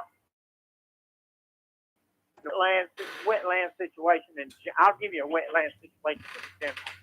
If you do have land, and I will say you have land and you got 1 acre of wetland, but you want to develop it. You have to go and they look at it. No, you can't develop it. And then what they'll let you do is you trade wetland. Have you ever heard that scenario? No. Okay, here's what you do. You buy another piece of property somewhere else, and they will give you a ratio. So if you got 1 acre of wetlands, they say to clarify that to work it, you may have to buy 2 acres or even 3 acres, and you turn it into wetland. Oh. I mean, I've seen it done. And then after that, and it's established, you can, when they say, all right, it's wetland now, then you plant lands that you originally had. But it takes a long, long, long time. And some people can't even get that. But I know you all I have not. That's weird. I'm gonna have to look that one up. It does happen. And the reason I got into it, I worked at a private quarry down on Highway 53, and he had to go off and buy 300 and some odd acres of land. We went in there and fixed it up and planted trees and did this and did that, and it was going to take 3 years to turn it in that wetlands. And after the 3 years, they came in, looked at it. Yep, yours. established where to start digging in the wetlands you actually have. Wow. Now that doesn't happen all the time. It happened outside of Charlotte years ago. That's the first time I ever heard of it, and I didn't believe it. Okay. But when I was at the quarry, I said, my gosh, I've never in my life heard that, because underneath that wetlands was tons and tons and tons of limestone rock. Wow. And they wanted to get to that rock. Yeah. Okay. And that's what they had to do. They spent a lot of money just to get to that rock. But I wanted to give you that scenario. I appreciate it, Jim. Happened. Thank I'll you, be sir. good. I won't be talking to y'all tomorrow when I'm on my way to Georgia. I'll call you. Sounds good. I Thank you, will sir. say, Lee. Yes. We'll say, Kelly, I-95 in South Carolina is getting better. Okay. Well, that's It good. really is. Yeah. All Y'all right. be Yeah. good. Take I care, don't sir. believe that. Is this Joy? Yes, good morning. How are you? Good. How are y'all? Oh, we're hanging in here. I need to back up. I missed something. I need to sort of clarify, if you don't mind, real quick. Okay. Did you say that Trask bought Burton Park?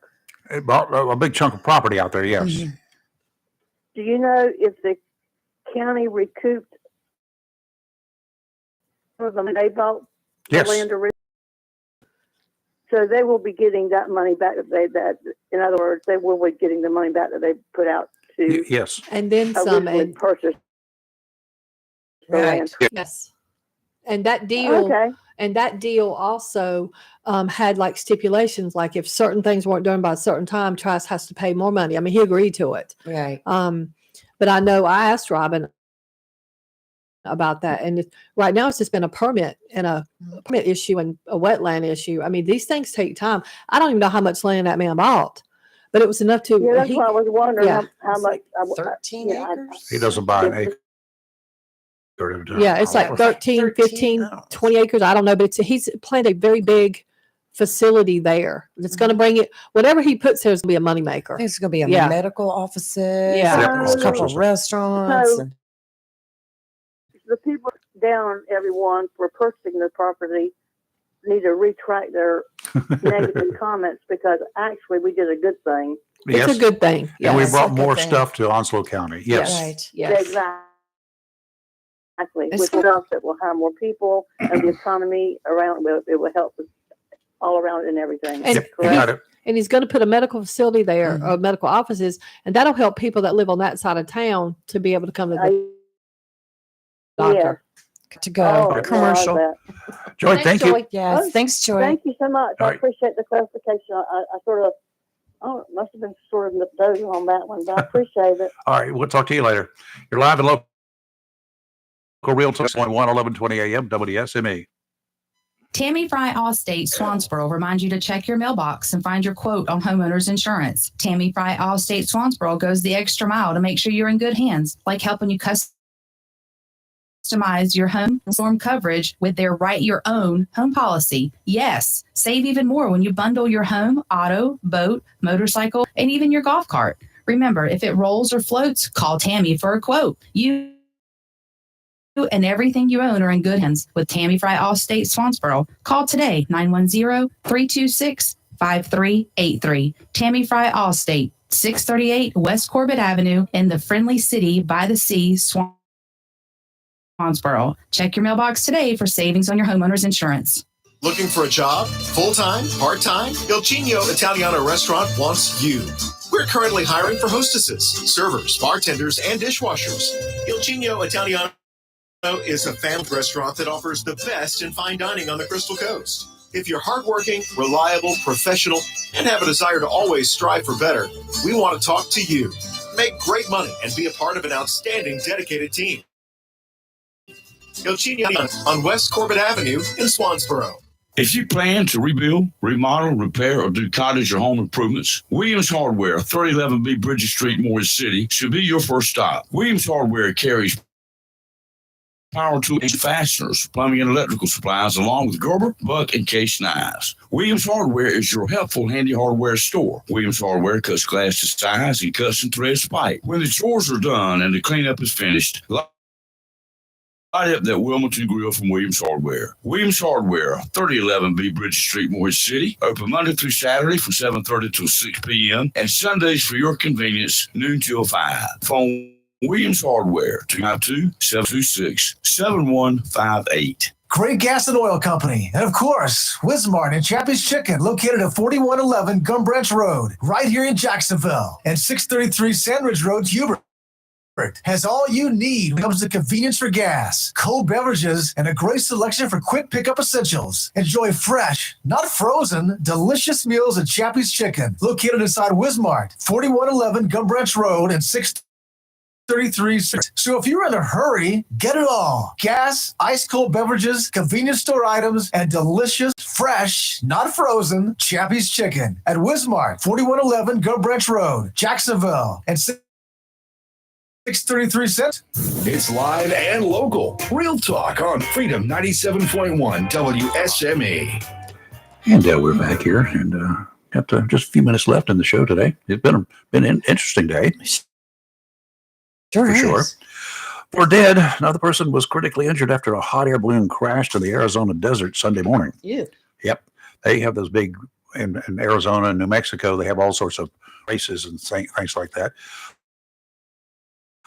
To the scene near a town called Eloy just before 8 a.m. A town called what? Eloy. Eloy? Never heard of it. No, I haven't either. They told TV reporters there are 8 skydivers in the balloon who jumped before the crash happened. 5 people remained in the balloon. That's 13 people in the balloon, right? Mm-hmm. Yeah. That's a Isn't lot that of a lot people. of people? That's a big I've balloon. become scared of lot of those weight. balloons since then. Anyway, the 8 of them got out. 5 people remained in the balloon, including the pilot, and 4 who were along for the ride. How'd that work out? And the statement officer said one of the 4 victims died at the scene, a local hospital where they later died. The 5th victim was airlifted to a hospital in Phoenix and he's in critical condition. They not releasing the names at this time. I had a desire one time when I was young and dumb, or to get into one of those hot air balloons. Me too. There was a I guy did it once around here, for a little while. but he also had a hot air balloon, and he would fly that thing all over everywhere. Mm-mm. And he used to like to scare people with his plane. Some folks around, and I heard about some of his antics up there in the air. Mm-hmm. Well, they I had to go shoot aerials of a crime scene, Mm-hmm. and got into the plane, and you go out, and before you get on the runway, this was when Piney Green had an airport down here. Okay. It was called Piney Green International Airport, believe it or not, in the dirt track. International? International. Oh, geez. Okay. Was that one of Trying the to sound pilots, important. Wilton Williams? That's the Remember? one. Yep. Wilton? He's the one who liked to scare people. So I'm Yes. sitting there getting ready to take off. I've heard We many of are. his story. And I said, let me explain something to you, sir. He said, yes. I said, I understand you like to try to scare people. Some daredevil stuff from time to time. I said, I carry a gun. If You we're don't want, going to die, it's going to be by gunshot. you don't want to do that. And I Yes. said, we get up, we'll get my pictures, and we'll come down safely Right. without any aerobatic Yeah. nonsense. Yeah. We're not going to do that. And we didn't do it. Now, if I remember correctly, he passed away due to Crash. his plane crashing. Yeah. Yes. Oh, wow. Yeah. Yes. And he used to be right off here on Piney Green Road. That's where he kept his planes. Right there at the other side of the food line. Yeah. You know, Mm-hmm. near the high school. Right. Oh, wow. And I think that's why they probably Closed down disbanded the Piney because Green of the. International Do you remember when that I don't blame small him. plane crashed right there behind White Oak High School into the fence? No, I wasn't here. Yeah, it's back. I remember I had to go to that. And 2 young men lost their lives in it. I'll have to look up the details. It was a while back, but I think it was in the late 80s. Yeah. I don't remember anything about that. I was gone. Yeah. I was in Wilmington. Oh, I was in Jacksonville, but I had gone to a Associated Press meeting at the Blockade Runner in Wrightsville Beach when we got a call, believe it or not, a place full of reporters, right? Mm-hmm. And they got a call, and we were all dressed in our finest men and women. Right. I actually had a suit on, and a plane crashed just outside near the runway at the New Hanover County Airport. And it was full of wrestlers. Oh, they were coming in. They were going to have a fight, the next evening, I think it was. Maybe it was that day. It was going to have one that evening, same evening. It was a Saturday. Right. And they had one scheduled for Legion Stadium, and they had like three wrestlers already the pilot. They were all hurt. Wow. It happened right outside the prison gates. Well, Chris Mills just brought me to he reminded me that part of that airport that you're talking about on Potty Green was right behind one school. Yeah. Yes. That's the reason I think they closed it. Yes. Anyway. All right. Coming up today, Jacksonville High will take on White Oak at White Oak High School this evening at 6:00. Okay. So be a and watch some really Didn't we good just have a basketball. game? Huh? We just had a game. Well, they have a couple of times a week. Yeah, they're like nice football. week. And this one tonight, if you cannot go, is 6:00. Broadcast starts. I'm not sure exactly what time the broadcast starts. Probably a little bit beforehand, but it'll be live right here on WSME. If you can't listen to it on the air, WSME 97.1, you can listen to it at WSME971.com. So check it out. That's right. Meanwhile, we're going to take a break, do a little Fox News, and then at 10 o'clock, it's going to be another dose of the Daily D's with the Rick D's in the house. He will hand it off at 3 o'clock this afternoon to the one, the only, the man, Hollywood man, at 3 o'clock. Have a great day. We'll see you in 22 hours. WSME, Camp Lejeune, W246CJ, Jacksonville. Fox News, I'm CJ Papa. A sheriff